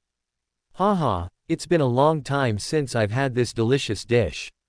Hobert took a deep breath, as if he had returned to the human world. Furz's cooking was much better than Hobert had imagined. At least, the yellow croaker she fried was tender and fresh, almost on par with the chef at Hobert's home. The only drawback was that it didn't quite go well with bread. It would have tasted better with rice or flatbread. Even so, Hobert still ate until his belly was round. After dinner, the three chatted for a bit, determining their respective night watch times. Furz would take the first shift from 8 p.m. to midnight, Hobert the second from midnight to 3 a.m., and Zio from 3 a.m. to 6 a.m. At 6 a.m., Furz would get up to make breakfast, and Zio could go back to rest for a while. Hobert returned to his room. It was not yet 8 p.m. He lay on the bed, staring at the ceiling, his mind simulating his defense strategy for the trial the day after tomorrow. At 9 o'clock, just as Hobert was about to try to fall asleep, he suddenly heard Furz, who was on night watch in the small lounge on the second floor, blow her whistle. Hobert jumped up, grabbed his cane, snatched the psychological spoon, and rushed out. As he ran out, he felt a bit strange, wondering why his spirituality hadn't forewarned him of danger. Stepping out of his bedroom, Hobert saw Furz fighting two thugs. Zio, dressed in her pajamas, also came out. 3 against 2, and the opponents were clearly not difficult to deal with. Almost with 3 punches and 2 kicks, the two thugs were knocked down. Hobert poked one of the thugs with his cane. "Who sent you?" The person on the ground began to convulse. Hobert realized something was wrong and quickly turned him over, but the thug was already foaming at the mouth and dead. When he checked the other thug, he was also dead. The three looked at each other. They hadn't used lethal force just now. Zio scratched her head. "They're too weak." Furz asked, "Did the Phenobot embassy send just these 2 people to kill us? If they just wanted to express their contempt for us, then they've succeeded." Hobert stood up. Perhaps they were sent by Arnold." Furz nodded. "That's very possible. He doesn't know we're Beyonders, only thinking we're 3 young people, 1 male and 2 females, which is why he sent this kind of trash to scare us." Zio asked, "What should we do now? Destroy the bodies or call the police?" "Call the police," Hobert said with a smile. "After all." He suddenly paused. "No, we can't call the police. These bastards are really insidious." Furz and Zio hadn't yet understood what he meant when they heard someone downstairs shouting, "Ruin police! Open the door, open the door." While shouting, they knocked on the door with a thump, thump, thump. Hobert said to Furz and Zio, "Help me by half a minute. Just pretend nothing happened." Without waiting for the 2 ladies to agree, he picked up the 2 corpses, 1 in each hand, and returned to his room. Furz and Zio waited a few more seconds until the people outside said they would break down the door. Then Furz said, "Coming." "Who is it? Knocking on the door so late?" "Ruin police. Someone just reported hearing a fight in your house." Furz and Zio immediately realized something was wrong. The Ruin police arrived too quickly. Furz slowly went downstairs. They misheard. The fight was in the room next door. "Break down the door. Break down the door." Thump. The wooden door couldn't withstand a single impact and was immediately broken open, and 5 Ruin policemen rushed in. Furz calmly said, "I will sue you in court for trespassing." The officer at the front said, "We are on duty." Zio said, "My arbitrator's ruling is that you are trespassing." The short Zio suddenly seemed tall and full of majesty in the Ruin policemen's eyes, making them feel very unconfident, and they all retreated 2 steps. Arbitrator's ruling invalid. A middle-aged man in a trench coat and hat entered from the doorway. "You have no right to rule on the work of officers on duty." The mental pressure the Ruin policeman felt immediately disappeared. Zio frowned. This middle-aged man also seemed to be an arbitrator. The middle-aged man smiled and said, "You can call me Sergeant Rotor. The 2 people who just entered your house are very likely 2 bandits. We must arrest them immediately. This is also to ensure your safety." Then he said to his subordinates, "Search." "Wait," Zio asked, "do you have a search warrant?" Sergeant Rotor said, This is just a routine search, no search warrant is needed. Do you not need a search warrant to search an inspector's home? Hobert asked, his face cold, as he walked downstairs. Zio and Furs simultaneously breathed a sigh of relief, making way for Hobert to come down. Rotor smiled and said, perhaps an inspector used to live here, but now it's just an ordinary private residence. Hobert calmly took out his identification. Rotor was a bit dumbfounded. Why did no one tell him that the person to be arrested today was an inspector? Wasn't he a lawyer? How could a lawyer have an inspector's ID? He carefully checked the identification, confirmed it wasn't forged, and then said stiffly, Officer Hobert, for your safety, we must search for those two thugs. Okay, I'll let you search, Hobert said with a smile. The other party being so agreeable, on the contrary, made Rotor pause. But you rudely broke into my home.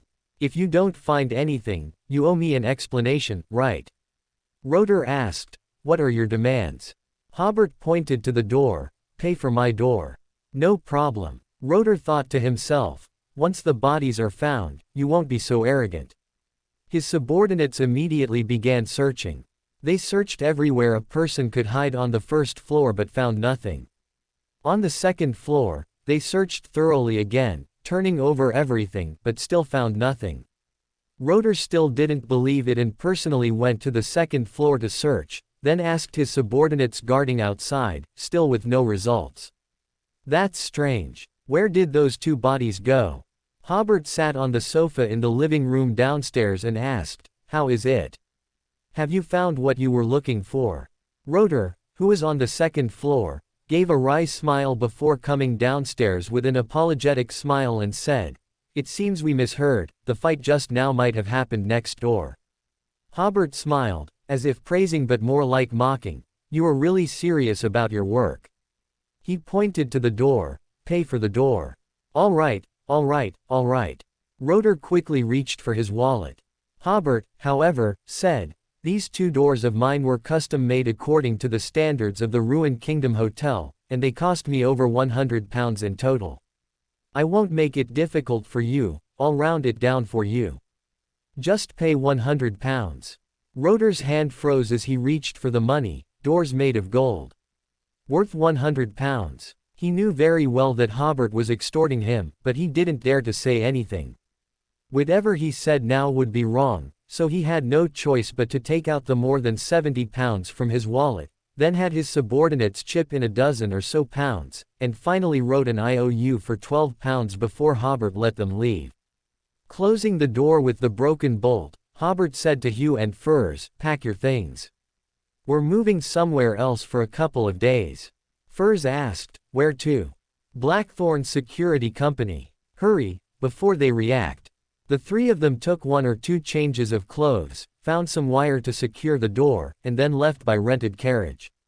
Once in the carriage, Hugh finally asked, what were they trying to search for when they tried to enter?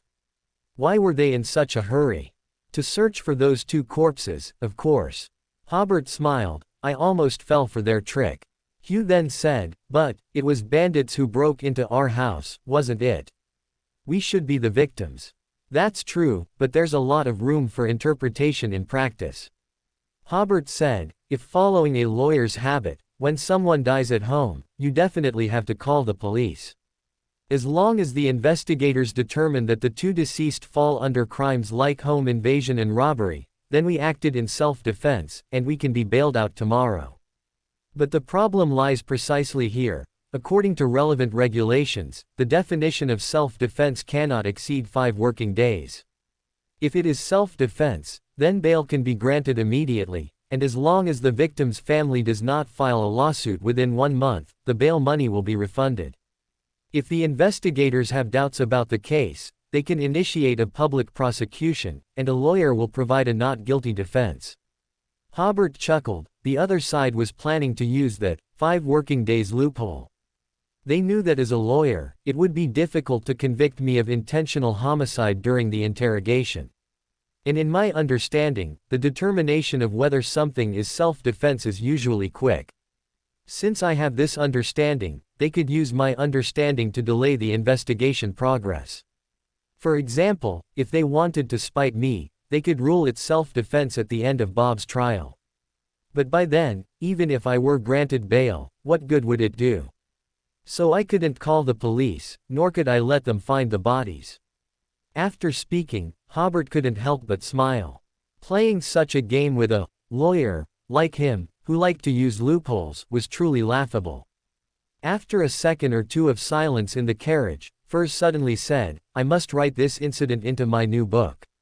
This kind of intellectual battle outside the courtroom is too exciting." Hugh nodded slightly, agreeing with her friend's words, then seemed to realize belatedly, what about the bodies? Where did the bodies go? Hobert said, "I used a bit of mysticism to hide the bodies. After the trial, I'll deal with them." In reality, he had sacrificed the bodies to the country of disorder by offering them to himself. In the eyes of Hugh and Furs, Hobert possessed extensive mystical knowledge, and hiding two bodies didn't seem too difficult for him. The rented carriage arrived in front of the Blackthorn Security Company. As the three got out of the carriage, they glanced at the two carriages following behind them. They had noticed these two carriages long ago and knew they were being followed, but they hadn't taken it seriously. Hobert walked to the front and knocked on the door, glancing at the 6 or 7 people getting out of the two carriages behind. If these people were to make a move here, they would simply be seeking death.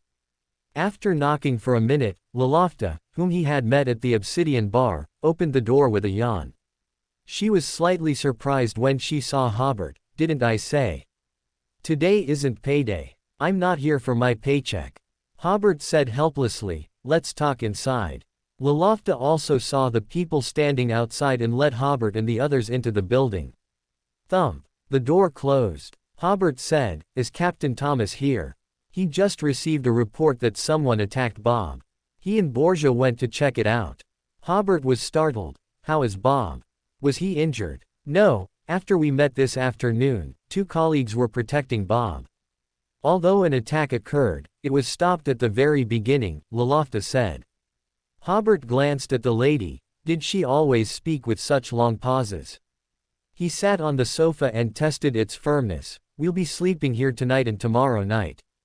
LotM looked outside the door. "Were you attacked too? These people are too rampant. Fortunately, I didn't block their path to making money." Hobert chuckled. "If you feel you don't have enough manpower to protect us, I suggest you notify Mechanical Heart. Captain Eakins promised to guarantee my personal safety." LotM said, "I will report to the captain when he returns. I'll go find you some blankets." Hugh and Furs, who had been following behind Hobert, exchanged glances. Through Hobert and LotM's conversation, they had of course understood that this was the territory of official Beyonders. This felt somewhat surreal to them. 2 wild Beyonders were now receiving protection from official Beyonders. After getting the blankets, Hobert pointed to the other sofa and said to the visibly constrained Hugh and Furs, "Sleep. We are absolutely safe here. If someone were to assault the Night Watcher Squad headquarters, that would actually be a good thing for Hobert. Arnold, the defendant, might not even be able to appear in court the day after tomorrow." The night passed without incident. Thomas only returned the next day. He was a spirit warlock, a sequence 5 of the Sleepless Pathway, who wouldn't feel tired even after 3 days and nights without sleep. However, his hairline was much better than Dunn's. Hobert, who had slept on the sofa all night, stretched his body. Today, he finally realized that a bed was much more comfortable than a sofa. Hobert and Thomas chatted for a few moments. Thomas expressed the church's support for Hobert, but similar to Captain Eakins's promise, he only said they would guarantee Hobert's safety. After a quick wash in the restroom, Hobert put on his windbreaker and left with Hugh and Furs, who were already ready. However, this time, their group included Borgia, who was there to protect their safety. Borgia was a Sequence 8, with combat power even less than Hobert's, but his presence by Hobert's side was a statement from the Church of the Black Knight Goddess. He believed that as long as Arnold and his people still had their sanity, they wouldn't attack Hobert at this time. The 4 of them took a carriage from the Church of the Black Knight Goddess to Viscount Glaine's mansion. Borgia was invited to the living room for tea, while Hobert and Hugh, along with Furs, went to the study to attend an emergency Justice League meeting. Upon entering the study, Hobert found a young man sitting behind Viscount Glaint. He hadn't expected Viscount Glaint to recruit a new member so quickly. Viscount Glaint introduced, "These are Hobert, Hugh, and Furs, the other 3 founders of the Justice League."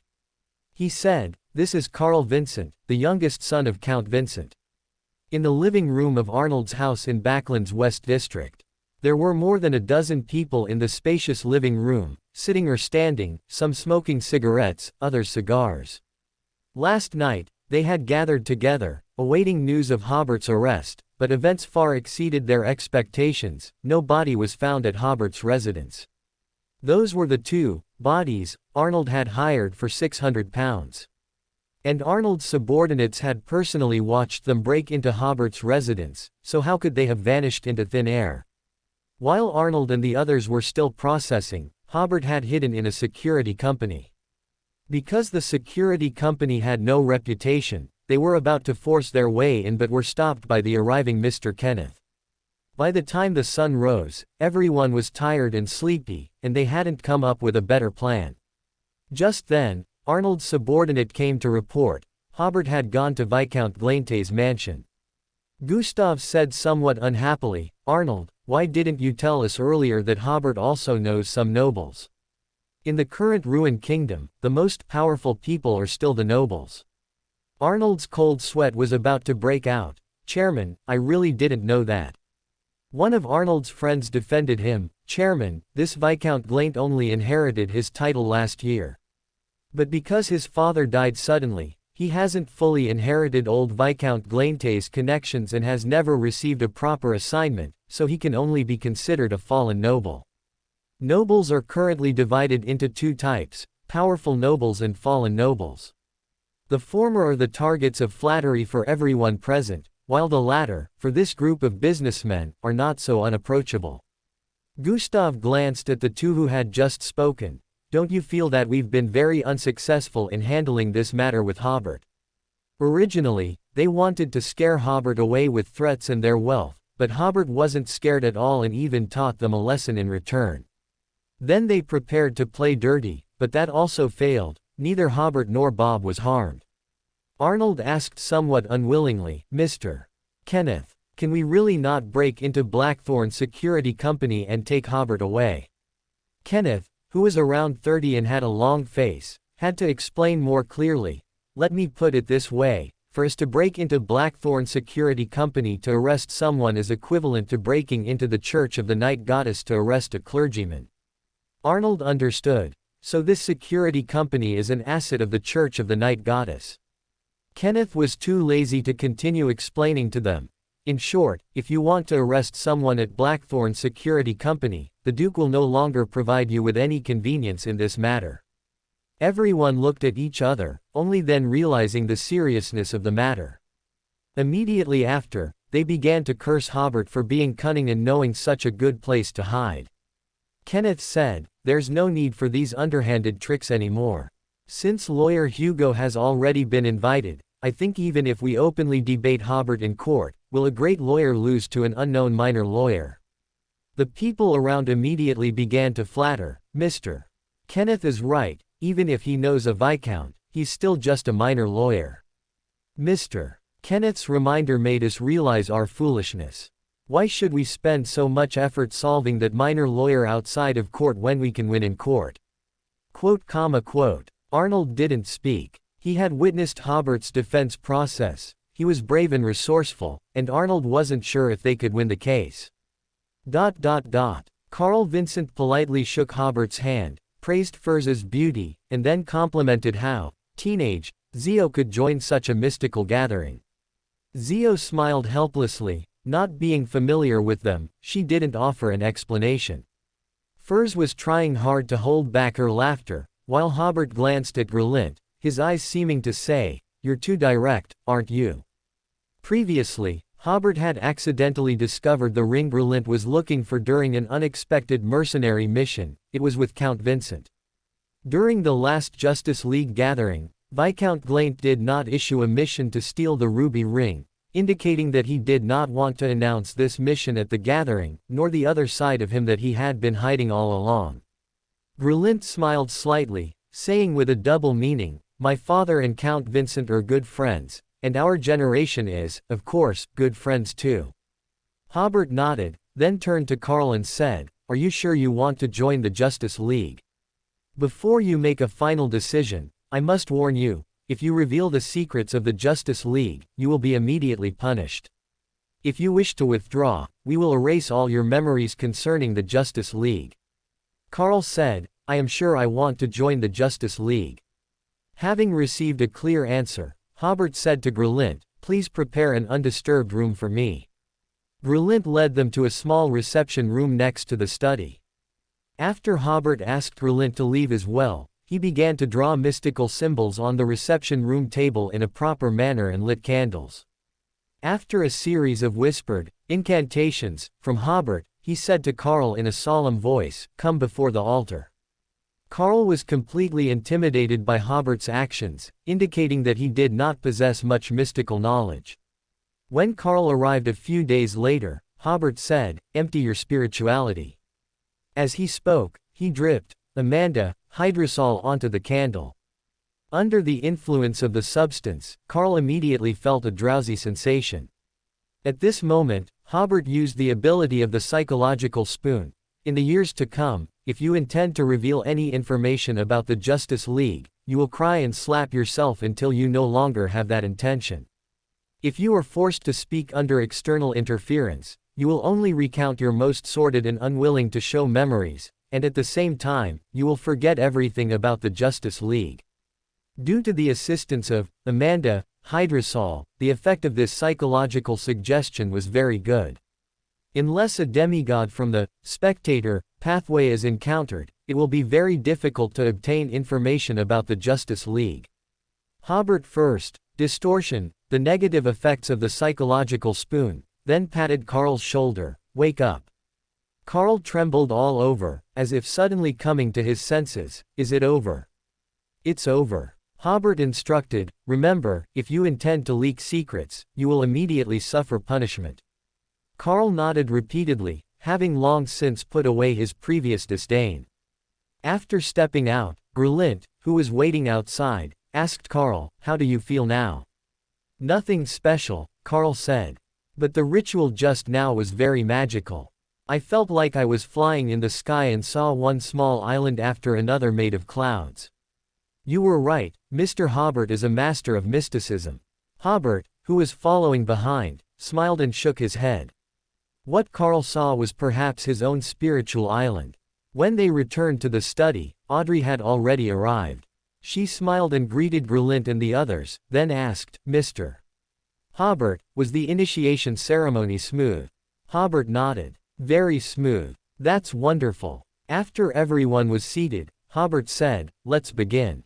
Let the new member introduce himself first." Carl said, "Beautiful Audrey, and the two charming ladies, my name is Carl. I've loved mysticism since I was a child. Especially recently, I've learned about some situations within my family. I very much hope to become an arbitrator through the Justice League's gatherings." Hugh and Furs were both stunned, then they thought, Count Vincent's family is a Beander family of the arbitrator sequence. Hobert, who was seated at the head, said, "That's easy. Hugh has the arbitrator potion formula. Are you willing to sell it?" Hugh paused slightly. "Willing. Of course, she was willing. Instead of letting the potion formula gather dust, it was better to exchange it for some gold pounds." Carl's eyes widened. He never expected that this young girl in front of him actually had the arbitrator potion formula. Hobert then said, "The arbitrator potion formula is controlled by the Rune royal family, the Finapot royal family, and the nobles of both countries. Very few formulas circulate, making it a rare potion formula. But since a member of the Justice League needs it, how about £300 at market price?" "Carl, is that acceptable?" Carl nodded repeatedly. Yes, absolutely." He had only recently learned that only by becoming an arbitrator would he have a certain status in the family and the opportunity to compete for heir in the future. But for some reason, his 3 elder brothers were already beyonders, yet his father, old Vincent, had never given him the opportunity to become a beyonder. Although Karl was not highly regarded in his family, £300 was not too difficult for him. Hobert then asked Hugh, "Do you think that's acceptable?" Hugh smiled. Yes. She also didn't expect to earn £300 right at the start of the gathering. Hobert then said, "I have the main ingredient for the arbitrator here, also at market price. I'll sell it to you for £320. He had explained to Grelint before that, to prevent the apothecary potion formula from leaking, he had requested 2 extra grams of the crown jellyfish venom crystal for the main ingredient, which made the main ingredient a bit more expensive. The extra 2 grams of crown jellyfish venom crystal would, of course, not be added to the potion, but rather kept by Grelint for future potential use. Therefore, Hobert was not worried about Grelint questioning his current asking price of £320. Karl was completely stunned. He truly hadn't expected that the problem that had troubled him for several months would be solved in just a few words at this seemingly not so high-end Justice League gathering. Seeing Karl's expression, Hobert thought he didn't have that much money. This made him somewhat speechless. He didn't expect a noble's son couldn't even come up with £600. Since you don't intend to buy it, then let's discuss it at the next gathering. I'll buy it. I'll buy it. Karl stood up excitedly and said, "Sorry, I was just a bit shocked. I didn't expect it would be so easy to buy the arbitrator potion formula and main ingredient. I'll go back and get the money now." "Not today," Hobert said. "Come back the day after tomorrow morning, and Hugh and I will give you the potion formula and main ingredient." Karl nodded repeatedly. All right, all right, all right." Audrey, who was nearby, smiled faintly. She hadn't expected that the Justice League already had such great power, completing a sequence 9 potion formula and main ingredient transaction so quickly. This made her somewhat proud. The Justice League was growing at a visible rate. "Next, I will explain why I convened this gathering," Hobert said. "Let me first briefly describe my experience yesterday." So he simply recounted the early court session, the open surveillance, being called to the Ruined Kingdom Hotel for intimidation, and almost being framed that night. As he spoke, Hobert noticed that the 3 noble children were somewhat excited. They had only ever read such exciting stories in storybooks, and Hobert's repeated counterattacks particularly delighted them, making them wish they could join in. Only at the end did the 3 noble children become somewhat angry. Audrey frowned tightly. "I never expected Backland to have such a dark side. Where there is light, there will be darkness," Hobert smiled. "I convened this gathering because I hope to mobilize the power of the Justice League to help me win this lawsuit. Everyone should also understand that this is a righteous act, and it also carries a certain risk, so participation is not forced, and there is, of course, no reward. However, I think upholding justice in Backland is the best reward. After all, we are the Justice League." Audrey clenched her fists. "Ever since I observed your defense, I've been working hard in that area, but I found that as soon as those kind gentlemen and ladies heard about this matter, they immediately became indignant. This made it impossible for her to guide the conversation in the direction she intended." Hobert said, "The reason they are kind is only because you haven't harmed their interests. Once their interests are harmed, you will know how malicious they can be." Grelint also said, "I also tried to persuade those wealthy people and nobles who stood with Arnold, but..." He shook his head. "Our power is too weak." "You've got your direction wrong," Hobert said. "Firstly, don't be in a hurry to take sides. Secondly, don't escalate the conflict. The reason so many people are helping Arnold now is precisely because he has elevated this matter to a class conflict. But because our power is weak, we cannot treat this case as a class conflict. We must strive to portray this matter as Arnold's personal behavior, that he was too stingy, unwilling to compensate his employees for their losses, which is why this case arose. We also need to use moral coercion, portray our actions as righteous, and portray Arnold, remember. Portray Arnold himself as a despicable and shameless person. By transforming class conflict into personal conflict, you won't encounter such resistance." Audrey's eyes lit up. This is indeed a very good idea. Why didn't I think of it? Hobert thought to himself. That's because you haven't read selected works of Mao Zedong. He said, the trial is tomorrow, and I hope that in the recent period, you will tell stories of Arnold's personal despicable shamelessness within aristocratic circles. Regardless of whether I win the lawsuit tomorrow, this propaganda should not stop, because I estimate that Arnold will heavily smear me and my client after tomorrow's trial. Having you create a wave of discussion in the aristocratic circles will be of immense help to me. Upon hearing Hobert's words, Audrey immediately declared, there's a ball tonight. I was going to decline, but I've changed my mind now. Relic also stated, I will do my best to help as well. Hobert smiled and said, besides your help, Miss Hugh and Furs are also helping to find witnesses. This is the first joint operation of our Justice League. A strange light flickered in Audrey's eyes. Although the Tarot Club was high-end, it felt ethereal to her, whereas the Justice League and the experiences of its members were things happening around her, which made her feel a stronger sense of immersion. The other members were also a little excited, instantly feeling much closer to each other. Hobert smiled and said, all right, now that the main business is done, let's move on to free communication and free trade. Audrey said, Miss Hugh and Miss Furs, you completed the commission I gave you. You once found traces of Keelinger's, which forced him to act early, increasing the probability of exposure. At the same time, you also took on huge risks. Ladies, this is the reward I'm paying you. Carl was a little surprised. Keelinger's. Hurricane General Keelinger's. A few days ago, for 3 or 4 consecutive days, newspapers published news of Hurricane General Keelinger's death. It was said that he had disguised himself to attend a ball, but was discovered at the ball and killed after a fierce battle. As for what ball he attended, what was the purpose of attending the ball? The public was unaware. However, the 3 noble scions present knew the answers to these 2 questions, but Carl did not. Keelinger's death was related to Audrey, the most dazzling jewel of Backland, and to these 2 ladies present. Carl's surprise pleased Audrey, and she almost started recounting her role in the incident. Yes, Audrey finally held back, we played a certain role in this matter. When Miss Hugh and Furs saw Audrey's reward, smiles unconsciously bloomed on their faces, and they felt that the risks they had experienced were worth it. Then they realized that since joining the Justice League, their income had doubled. Finally, they remembered that without Hobert, they would have had difficulty escaping at that time. So Miss Hugh said to Hobert, it was thanks to you that you blocked Keelinger's attack and tricked him away. I think our reward should. Hobert waved his hand, that was a complete coincidence, and I think even if I hadn't intervened, you would have had another way to escape. You don't need to thank me, nor do you need to share the reward with me.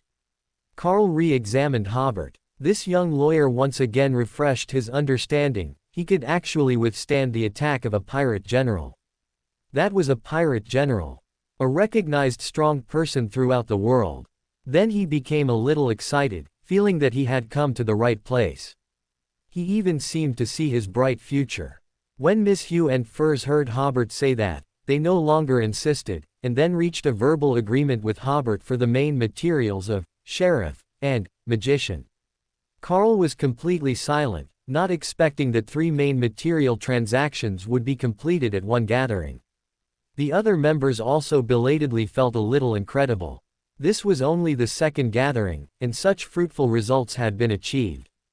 Then, Audrey initiated a new topic. I hope to get clues for the psychological alchemists or the spectator potion formula. Furs said, recently, I heard a clue about the psychological alchemists. It's a mysticism gathering held at the medical school. When the next gathering is held, I will invite you to go with me. Previously, to save Miss Hugh, who was about to go to prison, Furs had agreed to help Audrey and Relic find clues for spectator and apothecary. As a result, when attending Mr. A's gathering, she got a clue for apothecary, and later Hobert completed the transaction of the apothecary potion formula and main materials with Relic. However, the clue for spectator has not yet been found. Okay. Audrey took out a painting she had prepared long ago. Hobert, this is a painting I specially drew for you. I wish you success in your lawsuit. She took out the painting of the young lawyer bursting into laughter, the helpless judge, and the gloomy-faced middle-aged lawyer. Thank you. Hobert examined the painting. I'll hang it in the living room. He asked, does this painting have a name? Audrey shook her head, not yet. Hobert pondered for a moment and said, then let's call it, Shadow of the Courtroom. As night fell, it was time for Backland's noble social gatherings again. Their way of socializing was through balls of various names. Here, they would exchange political and business information within their respective circles, and the ladies were also busy, trying their best to help their husbands obtain information and gain the favor and support of others in the circle. During their conversations, the ladies began to discuss the recently highly publicized work injury compensation case. They had forgotten who brought up the topic, but in any case, the topic appeared very reasonably. The ladies deduced from the information they received from other ladies that they had been misled by Arnold before. This was originally a mercenary businessman who had caused many workers work injuries and did not want to pay compensation, so he single-handedly fabricated this incident of workers excessively demanding compensation. And because the worker who demanded reasonable compensation had no channel to speak, they were misled by Arnold. The credibility of this news was very high, as it was the result of their analysis of some inadvertently revealed information from others. Looking at the ladies, each seemingly having obtained first-hand news, Audrey finally revealed a slight smile. Meanwhile, on the other side of the ball, a group of noble scions also discussed this case. Viscount Glaint exaggeratedly recounted some of Arnold's despicable tactics, but did not mention a word about the Backland Chamber of Commerce explicitly supporting Arnold and other matters. The noble scions also realized that Arnold had problems, and perhaps this case was not as widely circulated as everyone believed. As the ball drew to a close, Audrey and Relic met by chance, and both showed a brilliant smile. When the ball ended, Audrey, who had been fighting for 3 or 4 hours, finally breathed a sigh of relief. Sitting in the family carriage, Hall smiled and praised Audrey. My dear, your idea is brilliant. Then he said to his wife, our daughter has grown up. She even knows how to avoid the main contradiction. Audrey smiled and said, wise Earl Hall, nothing escapes your eyes, but you must not know who gave me the inspiration. Earl Hall was startled. This wasn't Audrey's own idea. Or rather, someone was teaching Audrey how to do it. Brilliant. Doesn't seem like it. The reception hall of Blackthorn Security Company was even more crowded tonight. Besides Hobert, Zio, and Furs, Thomas even sent Bob here for protection. And in addition to the Night Watcher squad, Captain Eakins of the Mechanical Heart personally led 3 team members to protect Hobert and the others. Hobert was making his final preparations. He had found several witnesses willing to testify that afternoon, and now his preparations were mainly focused on how to counter the opposing lawyer Hugo's defense. Hobert had many ideas and considered many defense strategies for this. Of course, he also knew that no matter how thorough the preparation, on-the-spot performance was crucial. It wasn't until midnight that Hobert finally managed to fall asleep. He needed to rest up for tomorrow's challenge. Meanwhile, in the captain's office, Thomas and Eakins were discussing whether Hobert could win the lawsuit. It looks difficult right now, Thomas said. After all, his opponent is a lawyer Hugo. Eakins nodded. Actually, with the situation developing to this point, even if there's no victory tomorrow, the issues related to work-related injury compensation have already received widespread attention. Thomas smiled. Hobert's statement just now was correct. Arnold has been trying to expand the impact of the situation, which is actually a very foolish act. Eakins sighed. I hope this incident can promote relevant legislation. Yes, Thomas followed. If it can promote relevant legislation, then the efforts of Hobert and the others will not have been in vain. Eakins spoke when the time was ripe. Bishop Holomic hopes that after this incident, we can collectively pressure the ruined parliament to amend relevant bills and add some regulations that can protect the interests of the vast number of workers. Thomas said, I will convey Bishop Holomic's proposal. On Friday morning, Hobert and the others, under the protection of the Night Watcher Squad and the Mechanical Heart Squad, arrived at the Backland court. As soon as they entered, they noticed that the public gallery was already filled with people who had come to observe. Among them were Bob's co-workers, all members of the Justice League, and the noble youths they brought, Christine and other members of Hobert's family, as well as the officers from the mercenary club they brought. There were also Hobert's two good friends, Bishop and Ulyana, and the teachers and students who came with them. In addition, there were many clergy members, as well as gentlemen and ladies who were following the case, and reporters from major newspapers. At the same time, there were also key members of the Backland Chamber of Commerce and the reporters they invited. As soon as Hobert and Bob entered, they immediately drew cheers and applause from everyone, and Hobert warmly greeted them, occasionally interacting with those who called out to him, seeming to feel no pressure at all. After sitting down with Bob at the plaintiff's table, Hobert immediately adjusted his mindset to make final preparations for the defense. When Arnold and his lawyer entered, they were met with countless cold stares, and some people who were observing from outside the window due to lack of seats even loudly questioned, "Arnold, it's just compensation, are you that stingy?" Someone immediately echoed, "Yeah. I heard you even threatened the plaintiff and the plaintiff's lawyer. You've disgraced all the Backland gentlemen." Some people started to jeer, shouting, "Arnold, lose. Arnold, lose." More and more people joined in the jeering, and the entire courtroom became restless. Facing the jeers in the courtroom, Arnold was somewhat surprised. Before entering the court, he had been smug, as public opinion had always been on his side. But why was the reality so different from the reports his subordinates had given him earlier? Lawyer Hugo also suddenly felt some pressure. As an experienced lawyer, he knew that a trial with so many observers was like a public performance, and the emotions of the scene could easily influence the judge and lead to a verdict biased towards the mood of the room.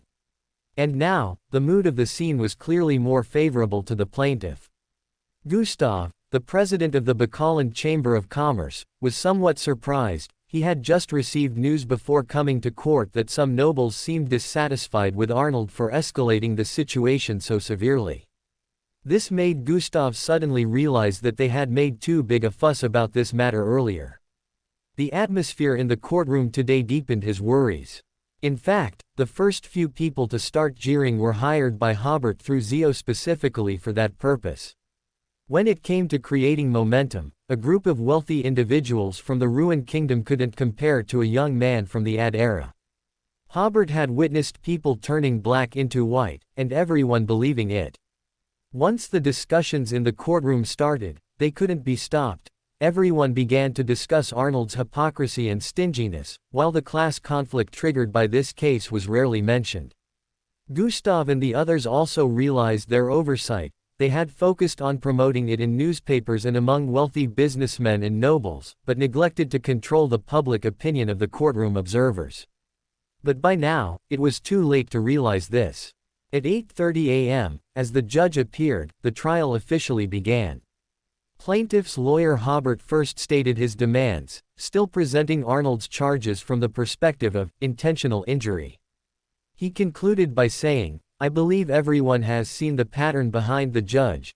It is a scale with both sides at the same height, and the law has always represented fairness and justice. But the situation in Backland now is that opportunistic businessmen like Arnold are using the law as a weapon to cover up their immoral behavior. And people like Bob, who truly need legal help, receive no assistance due to poverty. Since when did law become synonymous with money? Is the law the fairness of the scales, or the fairness of money? My statement is concluded." Applause immediately erupted in the courtroom, and Hobert bowed slightly to thank everyone. Next, it was Hugo's turn to speak. "I hope the plaintiff's lawyer understands that this is a court of law, not a place for moral judgment." He began to elaborate on the grounds for Arnold's innocence, and his defense strategy was more astute than previous lawyers. Arnold did not directly participate in the factory's management. He entrusted the factory manager and workshop supervisor with the management, so Arnold's charge of inaction was not established. Finally, he called 3 factory employees to testify, proving that production in the workshop was safe. Hobert requested to cross-examine the witness. After being granted permission, he asked one of the workers, "Do you have any safety production warnings or reminders in your factory?" The worker replied, "We have an employee handbook that lists the dangers encountered during work." Hobert asked, "Can you recite the employee handbook?" The worker laughed, "Sir, we go to work, not to school." "Then can you at least list a few dangers encountered during work from the employee handbook?" The worker glanced at Arnold and haltingly listed a few. Hobert rummaged through his folder, picked up a piece of paper, and said, "Here I have a copy of the employee handbook that the witness mentioned. It has 12 articles, 9 of which explain the consequences of theft and damage to public property and production components. There are also 2 work requirements, not safety requirements, but quality requirements. The last article is an explanation of the leave system. I have not seen any reminders about safety production. May I ask this witness, are what you just listed truly the contents of your factory's employee handbook?" Objection. Lawyer Hugo said, "The opposing lawyer is making a trap question." The judge said, "Objection overruled." Plaintiff's lawyer, continue. After a round of questioning, Hobert concluded, "Everyone heard that, right? There were no safety production reminders at Arnold's factory. Even just writing a few phrases on the workshop wall with paint would have been better." As for what the opposing lawyer Hugo said, that Arnold was not involved in management, Arnold is the legal representative of this factory, and he bears inescapable responsibility for all accidents that occur at the factory. After his concluding remarks, Hobert also called his witnesses. After swearing to the gods they believed in, 5 witnesses successively testified that Arnold's factory had no safety production reminders. Hugo began to question the witnesses. He only asked one question: "Do you know how to write the phrase, safety production? If you do, please write it down." Only one worker wrote a crooked, safety production, the other 4 wrote phrases with grammatical and spelling errors. This was already quite good, as they were workers, so they knew some letters and phrases. Hugo spread his hands. "See. How many people can understand a warning like, safety production? What practical use do such slogans have?" This conclusion caused Gustav and others to laugh, sounding very much like sneering or mockery. "I recognize it, sir," one witness suddenly said, "although I can't write it, I would recognize it if I saw it." Hugo was stunned. The other 3 witnesses also followed suit. "I recognize it too. I also recognize the phrase if I see it." Hugo immediately changed his line of questioning. For example, "Have you received any money from the plaintiff's lawyer for testifying here?" The witness replied, "Yes, but that was compensation for lost wages." The more he questioned, the more Hugo found the witnesses' answers to be flawless. He even suspected that Hobert had provided these people with relevant training. Therefore, he put aside all his disdain and regarded Hobert as the most formidable opponent he had encountered to date.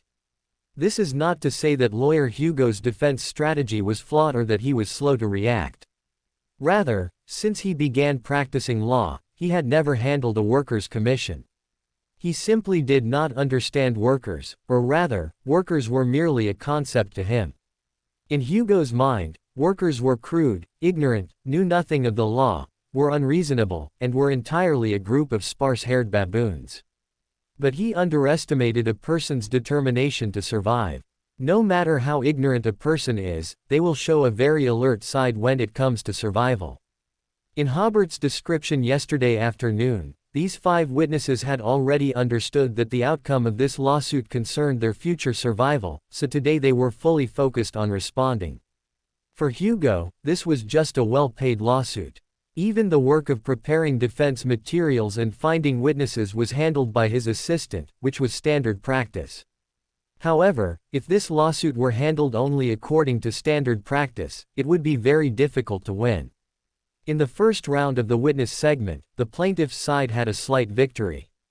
In the second round of defense, Hugo tried to steer the defense into his area of expertise. The ruined kingdom's most commendable qualities are freedom and democracy.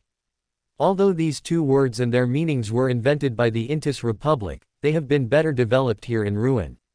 I believe it is Mr. Arnold's freedom to choose whom to employ, and it is Bob's freedom whether to work in Mr. Arnold's factory.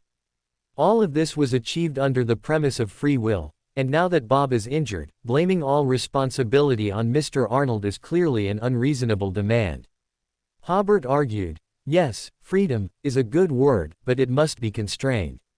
The freedom mentioned by the defendant's lawyer Hugo includes the freedom to buy and sell local people as livestock on the South Continent, and also the freedom to exploit local people without limits in the Rosted Archipelago. Such freedom often represents the darkest side of human nature. Law is the bottom line of freedom, but Arnold's behavior demonstrates freedom without any bottom line. When my client entered Mr. Arnold's factory, an employment relationship had already been established. Under such circumstances, Mr. Arnold is responsible for the work injury suffered by my client. The judge did not stop them from engaging in ideological debate, as this lawsuit already had a certain social significance. Hugo looked at the judge's expression before continuing. As a ruined citizen, one possesses sufficient democratic rights. My client is only responsible for specific liabilities, but if my client is responsible for all liabilities in the factory, how can the democracy of the ruined kingdom be reflected? Bob has his rights and responsibilities, but this does not include the right to overclaim compensation from his employer. If the claim in this case is successful and Bob's rights are protected, how will my client's rights be protected? As a citizen of a democratic country, my client's rights should not be ignored, otherwise, Backland's economic rules will be severely impacted. Hobert argued, the democracy mentioned by the defendant's lawyer Hugo is only democracy in a monetary sense. Ladies and gentlemen, there are so many members in the lower house, but which member is a worker? Which member is a farmer?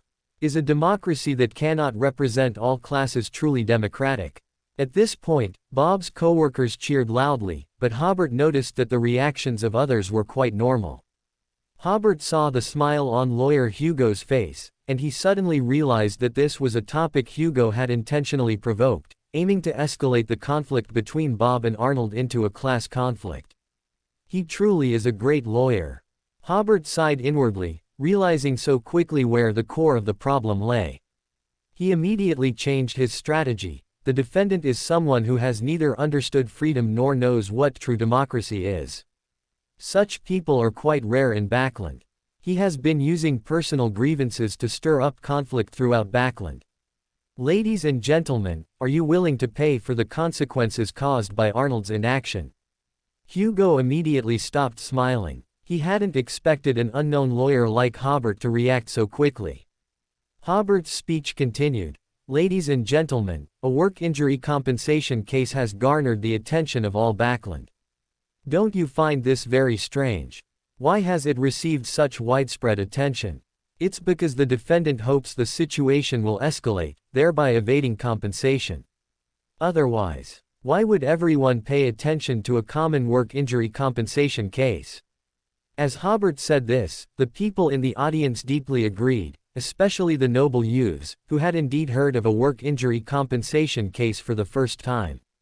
Lawyer Hugo saw the reaction at the scene and secretly thought, oh no.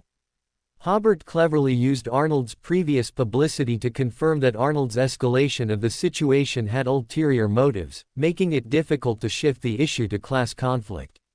In the second round of defense, Hobert again achieved a small victory. After 2 consecutive minor wins, the plaintiff had a significant advantage. Then the third round of debate began. Lawyer Hugo decisively adjusted his defense direction again, once more basing it on Arnold's non-participation in specific management to strip him of responsibility in the matter. Hobert's defense was also simple. If Arnold had no responsibility, why did he make this matter known throughout Backland? This was clearly to downplay his own responsibility and deliberately evade it. At this point, Arnold deeply regretted making this case public. He couldn't understand why. By all accounts, this should have been his advantage, but with Hobert, it had completely turned into evidence against him. In the fourth round of debate, lawyer Hugo simply gave up on the exonerating defense and instead began to bargain with Hobert, discussing the issue of compensation and trying his best to avoid Arnold bearing criminal responsibility. Under normal circumstances, workers' compensation is actually a civil dispute. Only when it causes adverse effects or a major accident occurs will legal responsibility be pursued. Therefore, lawyer Hugo's defense to exempt Arnold from criminal responsibility achieved some success. Around 11 o'clock in the morning, after a lengthy defense, the judge pronounced the verdict: Bob was injured and disabled due to Arnold's inaction. The defendant, Arnold, needed to pay Bob a one-time compensation of 860 Sul and pay Hobert's lawyer fees of £52 and 6 Sul, totaling £912 and 6 Sul in compensation. Arnold was not found guilty of intentional injury, so he bore no criminal responsibility. His factory was ordered to paint safety production slogans and provide safety production training to employees. This highly anticipated, workers' compensation case, ultimately ended with the plaintiff's victory. A professor from the Backland Law Department who was observing said to his students, "This is absolutely a defense that can be included in textbooks." From a civil case at the beginning, it turned into a criminal case, then from a criminal case to a social case, and then from a social case to a case requiring Arnold's personal responsibility. With each transformation, I saw Hobert's wisdom and the fierce competition between the defendant and the plaintiff. Students, this is a very vivid defense lesson. Hobert's defense tells us, many times, the opponent's advantage is not terrible. On the contrary, the opponent's advantage can be a tool for us to use. Mike Joseph, a reporter from the Daily Observer, wrote down the professor's words completely in his notepad. In the audience, more people cheered. Justice in Backland has triumphed. Long live justice. The light of justice once again shines on Backland. Quote. Those leading the chanting were, of course, people hired by Hobert. This was the reward he prepared for Audrey and Berlint. For them, there was no better reward than people's feedback for their efforts. Hobert glanced at Audrey and Berlint, and indeed saw Audrey's pretty face flushed with excitement, and Berlint also showed a satisfied smile. Giving them money, or even magical items, would not satisfy them as much. After Hobert and lawyer Hugo agreed on the specific time for compensation, he left the plaintiff's seat with Bob. Reporters immediately surrounded him. "Mr. Hobert, what are your thoughts now?" "Mr. Hobert, what efforts did you make for today's victory?" "Mr. Hobert." Hobert raised his hand, a little tired. "Excuse me, everyone, the defense just now has made me feel a bit tired. If you want to interview, please come to the Oslon Barton law firm in the afternoon. I will accept your interviews then." So the reporters immediately changed their interview subject. "Mr. Bob, how do you plan to spend this compensation? Are you satisfied with this compensation amount?" Quote. Hobert raised his hand again. "Sorry, my client is not prepared for an interview." "No, lawyer," Bob suddenly said, "I want to tell everyone, yes, I must tell everyone, I met a good lawyer." As he spoke, Bob burst into tears. "Before I met Hobert, no lawyer was willing to take my case. Just when I was most desperate, just when I was about to accept Arnold's compensation as if it were charity, Hobert appeared. He made me regain my dignity as a person." Bob cried excitedly. "As long as there are lawyers like Hobert, Backland has hope." Newspaper reporters quickly wrote down this sentence, and the sketch artist also worked hard to record this scene. Current photographic technology still has some flaws. People need to remain motionless in one pose for a long time to complete the photographic process. Therefore, newspapers generally had to hire sketch artists to record classic scenes and include them in the newspaper's text. After squeezing Bob through the crowd and onto the carriage, Hobert waved to everyone with a smile as he got in, which again caused the sketch artists to write furiously. In their eyes, this was a victorious salute. After the carriage started moving, Hobert finally relaxed. Immediately after, he felt a high degree of congruence between his spirituality and his physical body. The victory in today's lawsuit allowed him to perfectly complete another acting. He planned to take the briber potion tonight. Thomas and Eakins were also in the carriage, and both captains congratulated Hobert on his victory. With this case as a precedent, other workers who suffer disabling work-related injuries in the future will be able to claim more reasonable compensation. Hobert first thanked them for their congratulations, then said to Eakins, "You must find a way to change Bob's identity and place of residence, otherwise he will easily be targeted by robbers or thieves." Eakins nodded. "Leave it to me, we will protect Bob." Hobert smiled at Bob. "You'll go with Captain Eakins in a bit. Prepare to embrace your new life." Bob held Hobert's hand. "Lawyer, I don't know how to thank you." Hobert, however, said meaningfully, "I also want to thank you, because in this case, I gained and felt a lot." Back at the law firm, after Hobert rested for an hour or two, the reporters arrived as scheduled. Hobert, of course, understood the role of public opinion and patiently answered every reporter's question. Even if some questions were tricky, no matter how tricky the reporters' questions were, they were no match for Hobert. It was past 4 in the afternoon when Hobert saw off the last reporter.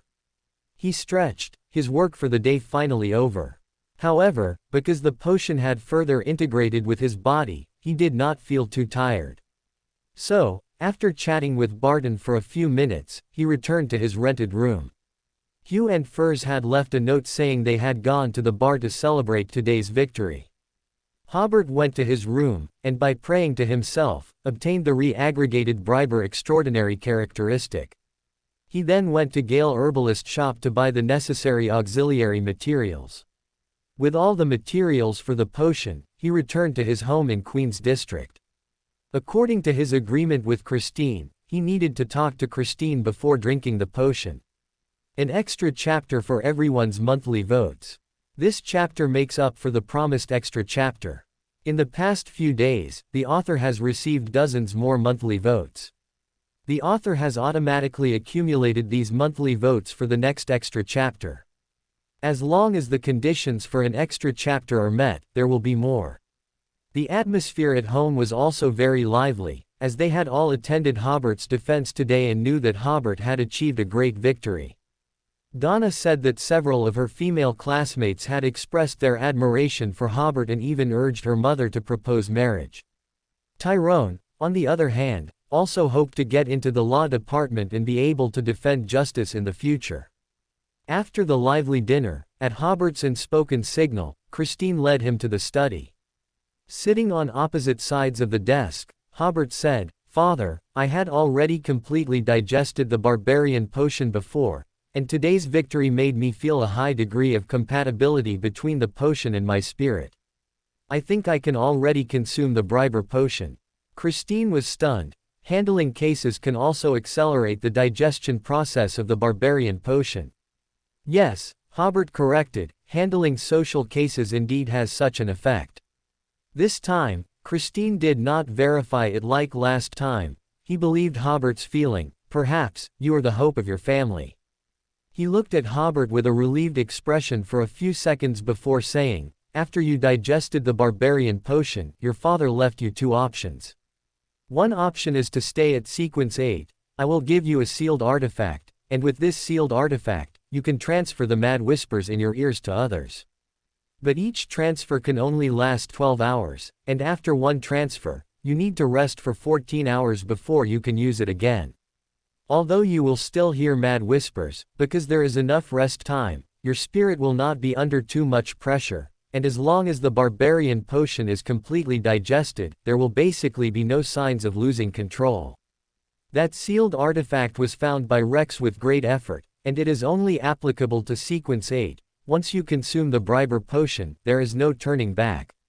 Hearing this, Hobert suddenly asked, "Father, Mr. Rex, I mean my biological father, why does he always offer me such passive choices?"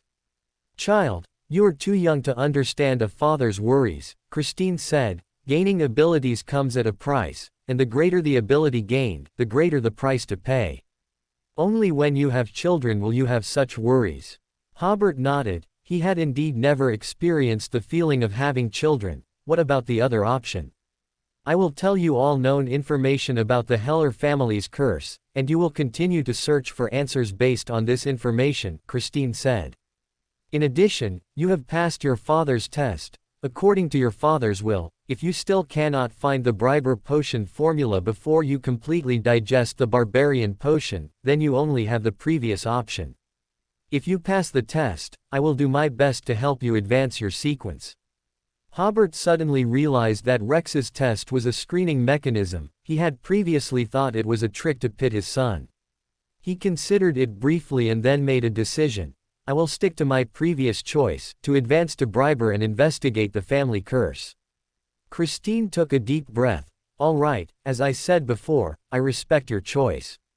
He paused before saying, let me first tell you about your family's history. Hobert sat upright in his chair, listening attentively to Christine.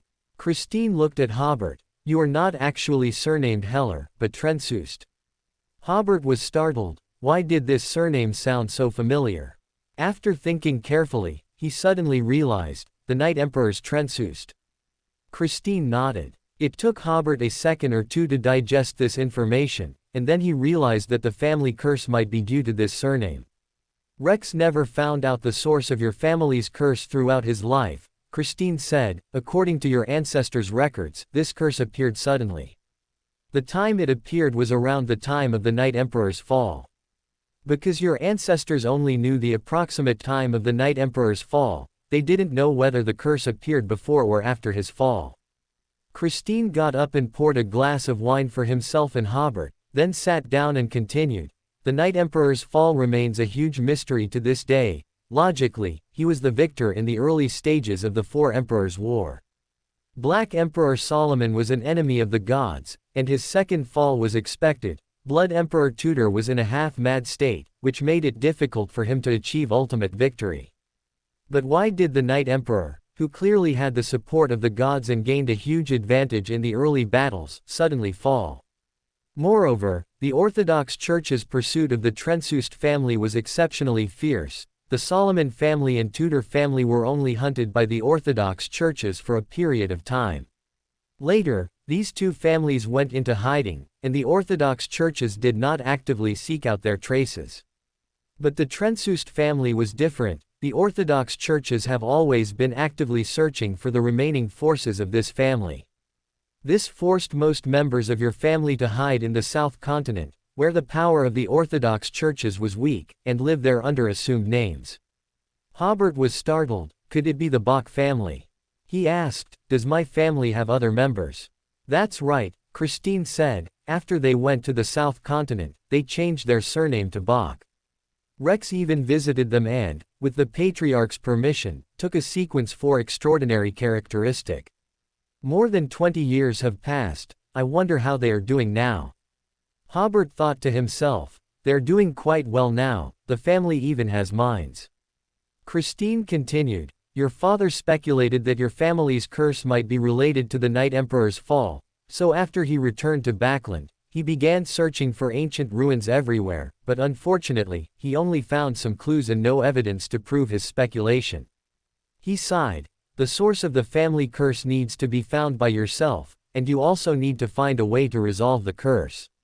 Your father once left a will, saying that becoming an angel of the lawyer pathway, which is sequence 2, could lift the family curse, but unfortunately, he failed when he tried to become an angel. At this point, Christine shook his head. I don't know why he failed, he clearly could have succeeded. He sighed again, as if lost in distant memories. Hobert suddenly asked, Father, what about you? Are you really surnamed Jeffrey? No, Christine said, my surname is Tudor, yes, Blood Emperor Tudor. Christine added, the Tudor family has 3 bloodlines in existence, and we are one of them. This is because before the Four Emperors' War, our branch had always consumed the arbitrator pathway's mystical items. Therefore, when we resurfaced after a period of concealment, no one suspected our association with the Blood Emperor. The combination of Christine and Rex struck Hobert as somewhat odd. I heard that the Trentsust family and the Tudor family don't have a very good relationship. During the period of joint governance, Tudor and Trentsust, both sequence 1s of the Black Emperor pathway, faced the pressure of Solomon's resurrection. Trentsust gained the support of the 6 gods and advanced to become a true god of an adjacent pathway, the Judge. This caused the joint government to immediately collapse, and Tudor, with no other options, was forced to advance to Red Priest of a non-adjacent pathway. Theoretically, the two should have been opponents. That was a long time ago, Christine said with a helpless smile. Now both emperors have fallen for over 1,000 years, and our primary goal is survival. In the face of survival, past grievances can be completely discarded. It's just like back then. Also, for survival in the family's interests, 2 sequence 1s of the same pathway could actually engage in joint governance. Hobert did not continue the topic. The problem I am currently facing is finding the source of the family curse and the method to resolve it. The method Mr. Rex found may not be effective. Christine nodded. Exactly. Hobert pondered for a moment and then asked, what about Mr. Rex's remaining extraordinary characteristic? From Christine's words, Rex was a sequence 3 in his lifetime. If Hobert had his remaining extraordinary characteristic, it could save him a lot of effort after becoming a demigod. It's gone. Gone. Yes, Christine said. Rex went to solve the family curse by himself. When we found him, he was already dead, and his extraordinary characteristic was also gone. Could it be that someone murdered Mr. Rex? No, Christine said. Although there were signs of a struggle at the scene, no trace of any enemy was left behind. This is a result I have repeatedly confirmed. It was as if Rex had been fighting himself. Hobert frowned and said, that's strange. Where could the extraordinary characteristic have gone? According to your ancestors' records, Christine said, when other sequence 3s tried to solve the family curse before, their extraordinary characteristics all disappeared without exception. Hobert scratched his head. This was truly strange. Christine sighed. Now you understand your father's painstaking efforts, don't you? There are still too many mysteries surrounding your family's curse. Hobert nodded, but didn't take it too much to heart. He now controlled the country of disorder, and believed that he wouldn't need to actively solve these mysteries, they would likely come directly to him. I still stick to my choice. Hobert took out the briber's extraordinary characteristic and the auxiliary materials. Father, do you have any red wine here? The auxiliary materials required 80 milliliters of red wine. Yes. Christine went to the wine cabinet, rummaged around, found a bottle of red wine, and handed it to Hobert. Then he took out measuring cylinders, balances, beakers, and other tools, supervising Hobert as he prepared the mystical item. Hobert followed the mystical item formula, first adding 5 drops each of golden mandrake and black mandrake juice, then 4 drops of colorful psychedelic grass essential oil, and pouring in 80 milliliters of red wine. Because of the psychedelic grass essential oil, just after adding the auxiliary materials, a faint magical mist appeared in the beaker. Next, Hobert added the briber's extraordinary characteristic. The mist immediately grew larger and then quickly disappeared a few seconds later, leaving only a brown, jelly-like mystical item. Pouring the mystical item into the cup without leaving a single drop, Hobert seemed to vaguely hear a highly seductive voice coming from within the mystical item. Gathering his courage, he drank it all in one gulp. The moment the mystical item entered his stomach, Hobert immediately felt as if his consciousness had flown out of his physical body. He seemed to see the vast night sky and the twinkling stars. Hobert quickly focused his mind. His previous diligent acting played a role at this moment. His spirit body and astral body were highly compatible with the etheric body representing his physical form, allowing him to quickly regain control of his body. Immediately afterward, he felt the mystical item's transformation of his astral body and spirit body. He didn't feel much pain, but his spirit was very heavy. If he hadn't fully digested the mystical item before, then advancing to sequence 7 would have been very dangerous, and his spirit body and astral body might have been overwhelmed. This wonderful process lasted for about a minute. Hobert gradually regained consciousness, and he immediately felt that his spirit body and physical body had undergone different degrees of change. It went even smoother than expected, Christine said with a smile. Feel the new abilities of the briber. Hobert spread his spirituality and quickly perceived the extraordinary ability he now possessed: bribe. The process of bribe is to give something to the opponent. Regardless of whether the opponent is willing to accept it, or even if the given item does not need to touch the opponent, the process of bribe can be completed. As long as a bribe is made once, extraordinary abilities can be continuously used on the opponent. If the opponent willingly accepts the bribe, the effect of the bribe will be strengthened. The Sequence 7 bribe has 4 uses: weakening, charm, arrogance, and association. Weakening has the widest range of uses. Whether it's physical attacks, extraordinary ability attacks, or mental attacks, as well as the opponent's defense, speed, and so on, it will cause a significant weakening. It can be said to be a universal skill. Charm makes the target develop a strong liking for Hobert, making it difficult for hostile intentions to emerge. If conditions are suitable, there is also a very small chance that the charmed target will attack their companions. If it's an unfamiliar enemy, this ability will have unexpected effects. If it's an enemy who already knows each other well, it will be very difficult to influence them with this ability. In addition, Hobert's personal charm has increased significantly. His statements will be more easily convincing and he will more easily gain people's support. Arrogance makes the enemy proud and arrogant, and lowers their intelligence, causing them to make misjudgments.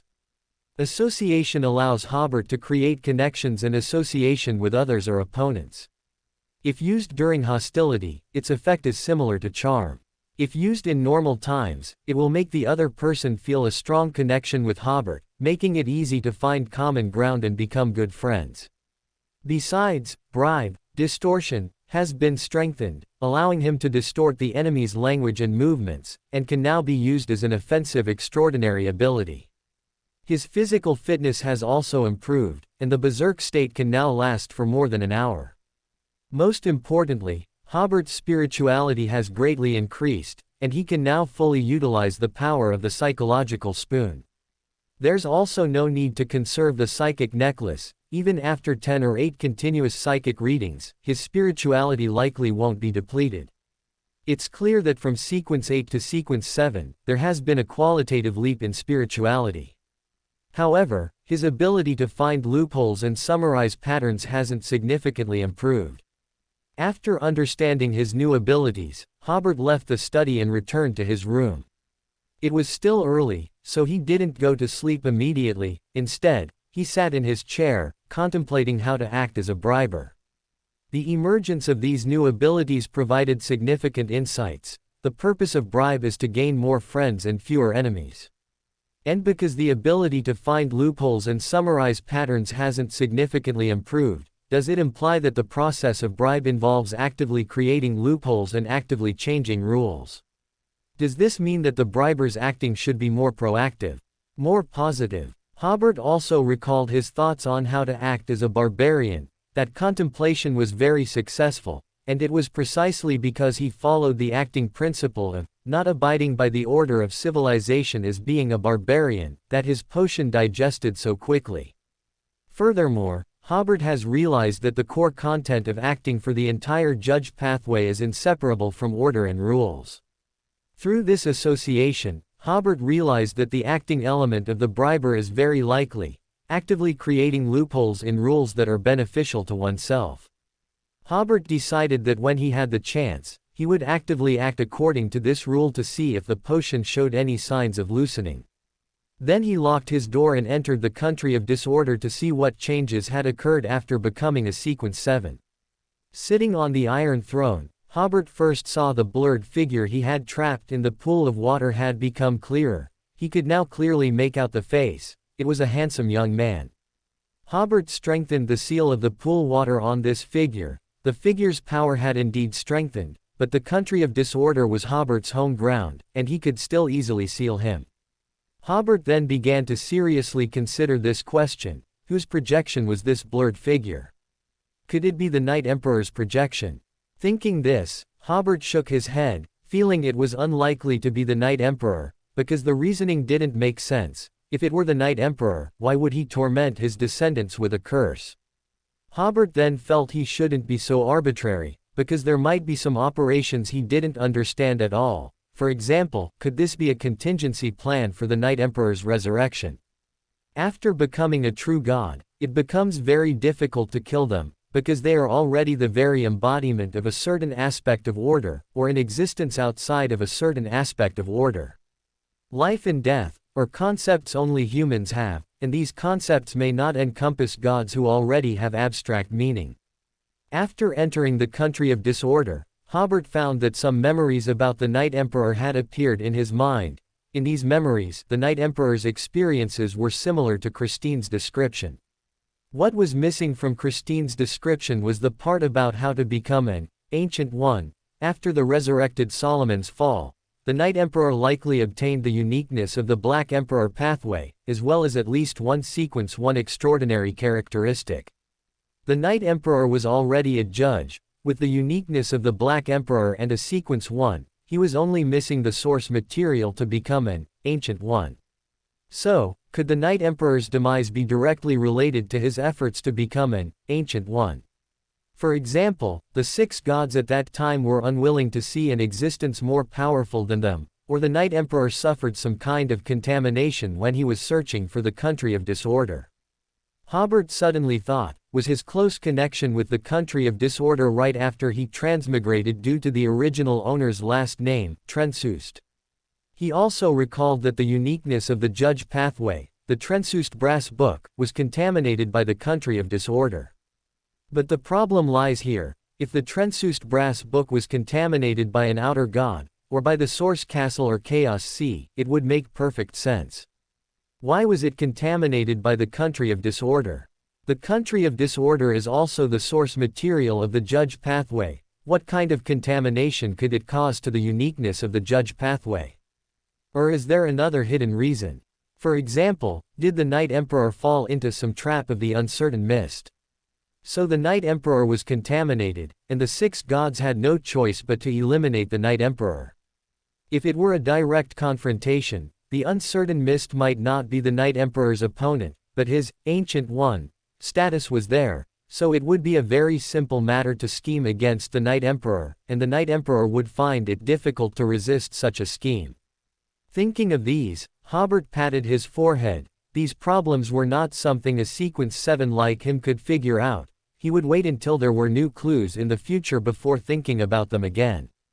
Hobert sat on the Iron Throne, spreading his spirituality. First, he felt that he had gained the ability of distortion in the country of disorder, and the status of this ability was very high, allowing him to distort some natural laws, such as distorting a small area from midsummer into severe winter. As for distorting the enemy's intentions and desires, that was even easier. Like the other 2 abilities, order and chaos, distortion has a time limit. It doesn't mean that once a place is distorted from midsummer to severe winter, it will remain severe winter forever. After a few minutes, the distorting power will gradually disappear. However, the consequences caused by distortion cannot be reversed. For example, if many plants freeze to death after it turns into severe winter, they are truly frozen to death. Then Hobert immediately felt that the area he could control had expanded significantly. The lake, forest, and grassland at the foot of the mountain were all within his control. Moreover, he discovered that within his control range, there were some special black rocks, whose composition was similar to that of the teleportation statue. Hobert rose from the Iron Throne, took a step, and arrived at the location of the black rocks at the foot of the mountain. Picking up a stone, Hobert immediately felt the ability of the rock, distortion. And it was a distortion of extremely high status, capable of distorting even extraordinary characteristics. The effective attack range is 3 meters, and it can distort natural laws such as temperature and mechanics within these 3 meters, and can even cause an extraordinary enemy to show signs of losing control by distorting their extraordinary characteristics. Hobert decided to name these black rocks the uncontrolled stone, because he felt their most effective ability was to distort the extraordinary characteristic of enemies, causing them to lose control to varying degrees. As for the power of the uncontrolled stone, it was directly tied to Hobert's sequence. For example, if he was currently a sequence 7, then if he used it against a sequence 8, the opponent would have a 30% chance of immediately losing control, and even if they didn't immediately lose control, they would basically lose their combat effectiveness. If used against a sequence 9, there would be a 40% chance of causing them to immediately lose control. If Hobert advanced to sequence 6, then when used against a sequence 7, the enemy would have a 30% chance of immediately losing control, and a sequence 8 would have a 40% chance of immediately losing control, and so on. However, when used against enemies of the same sequence, unless they were beyonders from the secret supplicant pathway, which is prone to losing control, there was only a very small chance of causing the enemy to lose control. The main effect was to increase the pressure on the enemy's mental body and astral body, making them very weak, and even reducing the power of their extraordinary abilities by half. When used against enemies of a higher sequence than Hobert, it could also cause immense pressure on the enemy. If the opponent's condition was not good, there was a very high probability of causing them to make misjudgments or become mentally disoriented, creating more opportunities for Hobert. The method of using the uncontrolled stone was very simple, similar to using a charm.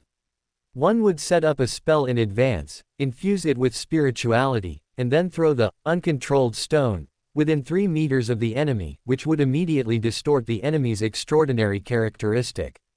If there were multiple enemies within the 3-meter range, multiple targets could be attacked simultaneously, making it Hobert's first area of effect skill. Moreover, Hobert could control the number of uses for each uncontrolled stone, ranging from 1 to 8 times. For Hobert, this was a very practical weapon, equivalent to gaining an extraordinary ability that caught people off guard. However, he felt he should change the appearance of the uncontrolled stone. Throwing stones at enemies during a fight seemed like something a child would do. It needed to be packaged as a hidden weapon to look the part. Hobert first thought of tarot cards, but square hidden weapons were not as effective as round ones, excluding bricks, of course. But if the uncontrolled stone were truly transformed into the shape of a brick for use, first, he couldn't carry many, and second, only hooligans and ruffians used them in fights. It wouldn't be appropriate to use bricks after being promoted to Baron or Earl. So Hobert ultimately decided on a round shape for the uncontrolled stone, about palm-sized. He originally wanted to add a symbol representing the Creator, but he worried it might expose his association with the Creator. But a plain round stone disc looked very tasteless. After a moment of consideration, Hobert decided to engrave the Emperor's design from a tarot card onto the stone disc as an embossment. Even if it were picked up by someone later, they would only associate it with the mysterious organization, Tarot Club, and the Fool would bear the blame. As for the number of uses, considering the issue of recycling, Hobert felt it was most convenient to use them as charms, allowing him to carry more.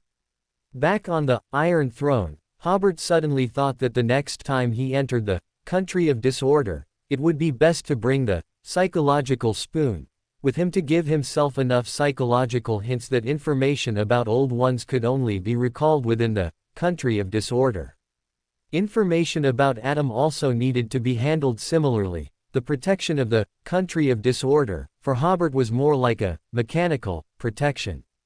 Information about old ones would cause Hobert's corruption, so the country of disorder would automatically help Hobert block it. However, Adam was currently only an angel king, and the country of disorder only blocked some information about Adam. Logically speaking, the more Hobert understood Adam, the more Adam would understand Hobert. The information not blocked by the country of disorder might allow Adam to know of Hobert's existence, but Hobert was only a sequence 8 before, so Adam probably wouldn't take him seriously. To be safe, it was more prudent to leave most memories about Adam in the country of disorder, especially as Hobert's sequence got higher, which would attract Adam's attention more. But this operation could not be performed at home, to avoid being detected by Christine again. Finally, Hobert completed the half-built grand hall from before. From the outside, it was a grand hall with a distinct Qin and Han style, exuding dominance amidst its solemnity. Returning to the real world, a somewhat tired Hobert used meditation to converge his spirituality, gradually drifting into sleep. The next morning, after breakfast, as Hobert picked up his cane and left, he immediately felt a change. Because he had advanced to sequence 7, the power of the order wood had increased by half. The tree that could originally grow to a crown diameter of over 10 meters could now reach over 20 meters, and all the extraordinary abilities of the order wood had also been enhanced. "Hobert, let's take a carriage to work," Christine said from behind. Hobert came back to his senses. "Okay." Once in the carriage, Christine took out a fork from her bag. The fork looked exactly like a common dining fork. She said, "Your birth mother left you 2 things. One is that spoon, and the other is this fork. Previously, your spirituality was insufficient to use 2 middle sequence, extraordinary items simultaneously, so I only gave you that spoon. After becoming a sequence 7, your spirituality has greatly increased, so I'm giving you the fork today." Hobert quickly took it, muttering inwardly that it was still a dining utensil.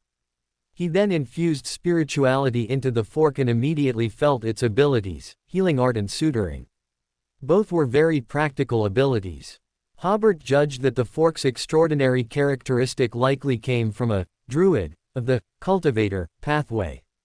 Because healing art was the signature skill of a druid, and suturing was the signature skill of a physician from the cultivator pathway.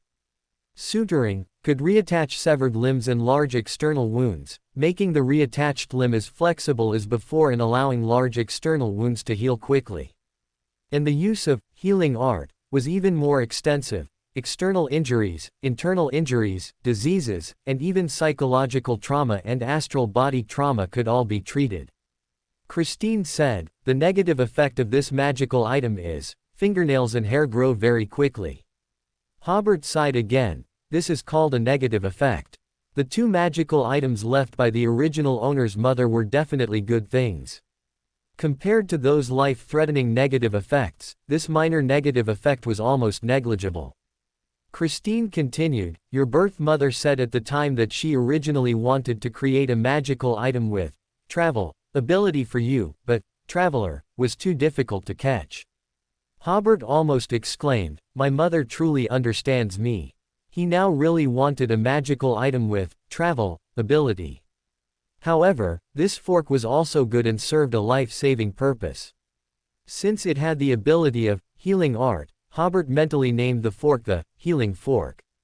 Then he thought, "Mr. Rex, did my birth father leave me anything?" "He did," Christine smiled. "But according to his last will, I cannot give it to you now." Hobert stayed at the law firm for about 10 minutes, then went to Barton to ask for leave, planning to return to work next Tuesday. Barton thought Hobert was tired from handling the previous case, so he approved his leave. Leaving the law firm, Hobert first returned to 192 Blanca Street to complete the transaction agreed upon at the previous Justice League gathering. Hugh and Furs were both there. As soon as Hobert entered, Hugh told him that Sheriff Roeder, who had previously rammed the door, had sent £12 in cash. Hobert didn't make things difficult for the sheriff and threw the IOU into the fireplace. Hugh had already found someone to repair the door, which only cost 3 Soul. So Hobert divided the compensation received from Roeder into 4 portions, 3 portions of £30 each, with Hobert, Hugh, and Furs each receiving 1 portion. Hobert gave the remaining £9 and 17 Soul to Furs, asking her to use the money to improve their meals. Then, Hobert went upstairs, claiming to retrieve the extraordinary characteristic. He returned to his bedroom and first used a self-sacrifice method to bring the psychological spoon into the country of disorder, sealing most of his memories concerning Adam. Then, he used a self-prayer method to bring the extraordinary characteristics of the sheriff, the magician, and the arbitrator from the country of disorder to the real world. Returning downstairs, Hobert gave Hugh and Furs a significant discount, selling each extraordinary characteristic to them for £550. The two extraordinary characteristics brought Hobert an income of £1,100. Hugh and Furs had already prepared the auxiliary materials, and both of them successively concocted and consumed the potion. Hugh's process of consuming the potion went smoothly, but Furs's consumption of the potion was a bit dangerous. As soon as she drank the potion, it was as if poisonous snakes were wriggling under her skin, making her look disfigured. It took Furs 3 or 4 minutes to basically control the signs of losing control. She rarely acted as an apprentice, so the apprentice potion had not been fully digested. This was something Hobert hadn't expected and didn't have time to remind her. Fortunately, it was only a sequence 8 potion. Even if the sequence 9 potion was not completely digested, it would only increase the mental burden or lay hidden dangers for future loss of control. If one could make good use of methods like meditation, they could gradually control the power of the potion, but if they suddenly suffered a major mental blow or too severe an injury, it would still be easy to lose control. Hobert poured a glass of wine for the startled Furs. Don't continue to advance until you have fully mastered the magician's power. Furs wiped the fine sweat from her forehead, took 2 gulps of wine, and then, still somewhat shaken, said, I've been an apprentice for so long, why is it still so dangerous to consume a higher sequence potion? No, Hobert said meaningfully, you haven't been an apprentice for a single day. Furs sat in her chair, pondering. She seemed to understand Hobert's meaning, but also seemed to understand nothing. Hobert simply made it clearer. I suggest you find a restaurant and learn how to cook for a period of time, or learn something else.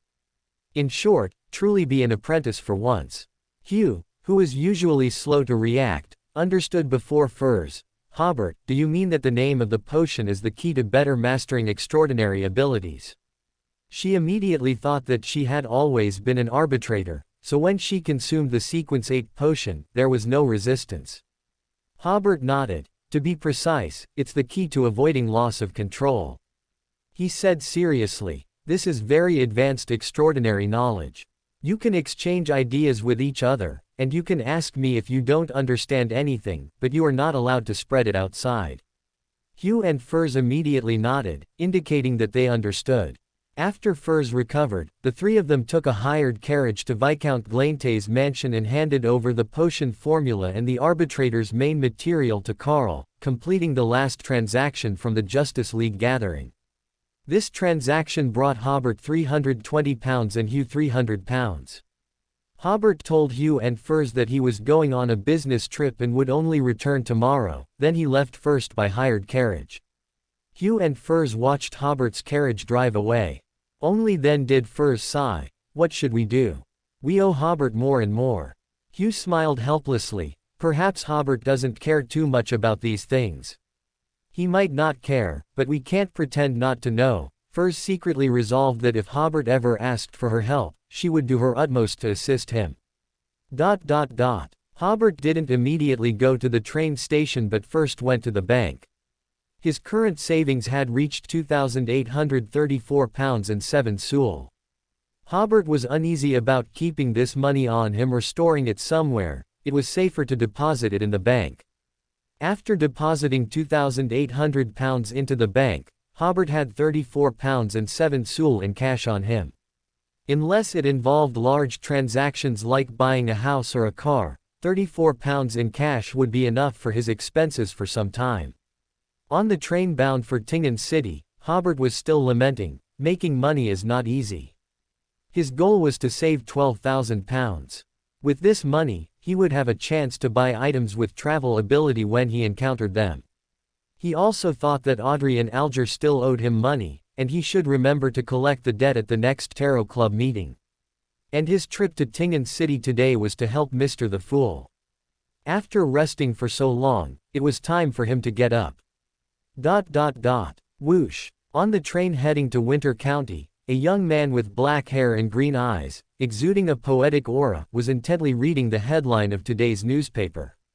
After a long while, he put down the newspaper and looked at the gradually clearer snow-capped mountains outside the window, as if talking to himself, and as if speaking to the snow-capped mountains. No wonder you couldn't even attend the captain's and Klein's funerals. It turns out you had something more important. He placed the newspaper on the chair, and the headline was precisely the news of Hobert winning the work injury compensation case.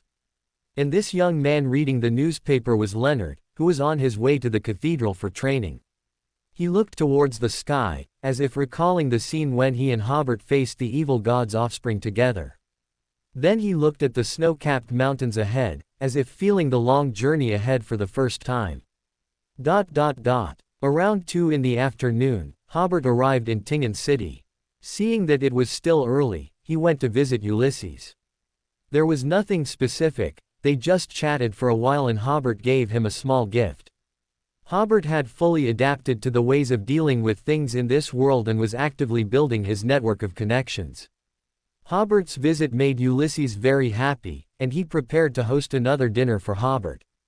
Hobert quickly said that he was just passing by and would leave soon. When they parted, Ulysses said, "Elizabeth has always wanted to communicate with you, but she feels it's a bit abrupt. When you have time, proactively write her a letter. Her friend recently lost a family member, which has made her a bit sad. Help me counsel her." Hobert was slightly stunned. Okay. He asked for Elizabeth's mailing address before leaving, then headed straight for the cemetery. He had already learned the approximate location of Dunn's and Klein's graves from his correspondence with Leonard. After finding Klein's tombstone, Hobert quietly waited for night to fall. Twilight descended, casting a layer of dusk over the cemetery. Hobert placed 2 bouquets of flowers, one in front of Dunn's tombstone and the other in front of Klein's, both serving as a disguise.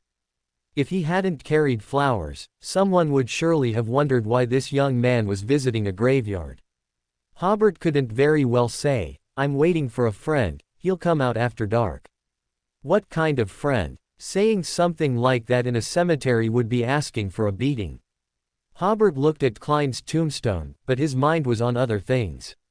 After tonight, he and Klein would be friends who knew all of each other's secrets. Klein knew Hobert was a follower of the Creator, and Hobert knew the secret of Klein's resurrection. Hobert was working towards some future plans. Once the Fool became successful, Hobert would need him to first acknowledge and support the new Black Emperor. Although that step was still very far away, some preparations had to be made in advance. Just as he was thinking this, Hobert suddenly felt an unknown change around him, and when he turned to look, a middle-aged man appeared on the road not far behind him. The middle-aged man wore a silk top hat and a black suit, was of medium build, had bronze skin, and gentle features. Hobert's first reaction was, when did he appear? Why did his spirituality not detect him at all? Hobert's second reaction was, could this be Mr. Azek? Looking closer, bronze skin, world-weary eyes, and indeed a black mole below his right ear, there was no mistake. Hobert nodded slightly to Mr. Azek, rushing up to call out, "Mr. Azek," at this moment could very likely make the situation very troublesome.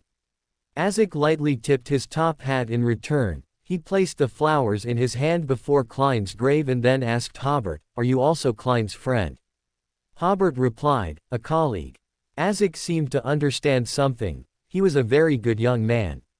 He was also a very good colleague. Hobert sighed. He hadn't even married yet, hadn't enjoyed a beautiful life. After Klein crawled out of his grave, he completely bid farewell to the life of an ordinary person. What was buried here was Klein's life as an ordinary person. Azek also sighed. Death is the most helpless magic. It is before people from the moment they are born, but we have no choice but to approach it, touch it, step by step. He glanced at Klein's tombstone. If only I had been in Tingen City then. I was only a few minutes late, and a vibrant life became a cold stone tablet. After a moment of silence before the stone tablet, Azek said to the tombstone again, "I'm leaving Tingen City, I'll come back to see you when I have time." He reminded Hobert, "Young man, it's getting late." Hobert nodded, "I know, I'll leave after staying a little longer." Azek hummed and quickly departed, soon disappearing into the twilight. Hobert was not in a hurry to establish contact with Azek. He was only sequence 7 now, knowing too much would be problematic. It was better to get acquainted first, and then build a stronger connection when there was an opportunity to meet later. The waiting time was always long, the twilight gradually faded, and starlight appeared in the sky. The cemetery was already devoid of mourners, with only the chirping of a few night insects. Hobert wasn't worried about encountering zombies or ghosts here, because the people buried here had all been appeased by priests. It was just a bit cold. It was already autumn, and Tingen City was north of Backland, so the temperature after nightfall was a bit colder than in Backland. Hobert checked his pocket watch repeatedly, and the time finally reached past 10 in the evening. Thump thump. There was movement behind the tombstone. PFF'd. A pale hand emerged from the soil. Hobert didn't care about the mud on Klein's hand. He grabbed it and pulled Klein out of the coffin. Fortunately, the customs of the ruined kingdom did not include the procedure of building a grave mound, otherwise, it would have taken Klein a lot of effort to climb out of the coffin. Klein sat in the coffin, a bit dazed. He first saw Hobert under the starlight, the evil god's offspring. His memory was still stuck at the moment he had just killed the evil god's offspring. "It's already dead," Hobert said. Klein suddenly remembered, "I'm also dead. In the middle of the night, and in a graveyard, don't say such things." Klein quickly pulled open his clothes and saw that the wound on his chest had healed, and only then did he realize he had resurrected again, though this time, the resurrection took longer than the last. Suddenly, Klein looked at Hobert with shock. "Don't look at me like that, I also thought you were dead at the time," Hobert said. "Then why are you here?" "Guess." Klein immediately understood. It was the Creator. It must have been the Creator who told Hobert that he could still resurrect. Seeing that Klein had guessed correctly, Hobert said again, "Get up, say goodbye to Dunn, we should both embark on new journeys." "Captain," Klein looked at the tombstone not far away, intense grief filling his heart. He emerged from the coffin and stood before Dunn's tombstone, as if talking to himself, and yet also speaking to Dunn's tombstone. "Captain, that day you said you brought Coim into the dream, and you also said you were reluctant to sacrifice your teammates, so you hope to see them often in your dreams." Klein paused, shaking his head with a sigh. "I don't know what I am now, perhaps just a vengeful evil spirit crawling out of hell." As he spoke, he suddenly couldn't continue. Tears streamed down his face, and finally, he choked out, "Captain, we were also very reluctant to part with you." Hobert patted Klein's shoulder and said meaningfully, "This is a world filled with mystery, anything is possible." Klein didn't quite hear Hobert's words clearly, but he knew now wasn't the time to stand there crying. "Let's go," Hobert said. "We'd best take a taxi after we're a few blocks away from here, otherwise we might scare the coachman." The two walked one after another, leaving the cemetery in silence. After walking 2 blocks, they finally found a taxi. Arriving at a nearby hotel, Hobert requested 2 rooms. After going upstairs, Hobert first went to Klein's room, and after locking the door, the two sat facing each other. Hobert took out 2 5-pound banknotes from his wallet and said, "I'm returning to Backland first thing tomorrow morning, I imagine you might need some cash now." "No need," Klein immediately declined. He had £300 in an unregistered bank account that he could withdraw tomorrow morning, and he felt he already owed Hobert enough, not wanting to owe him more favors. Hobert did not insist, took back the banknotes, and then wrote down the address of the law firm. "If you need help, write to this address." Klein put away the address. Thank you for your help tonight. Otherwise, he might have had to sleep on the street." For more thrilling fanfiction stories like this, check out my channel Fanfic Audiobook. Dive into epic adventures, mysterious realms, and legendary journeys brought to life through immersive storytelling. Don't forget to like, share, and subscribe for more amazing audiobooks.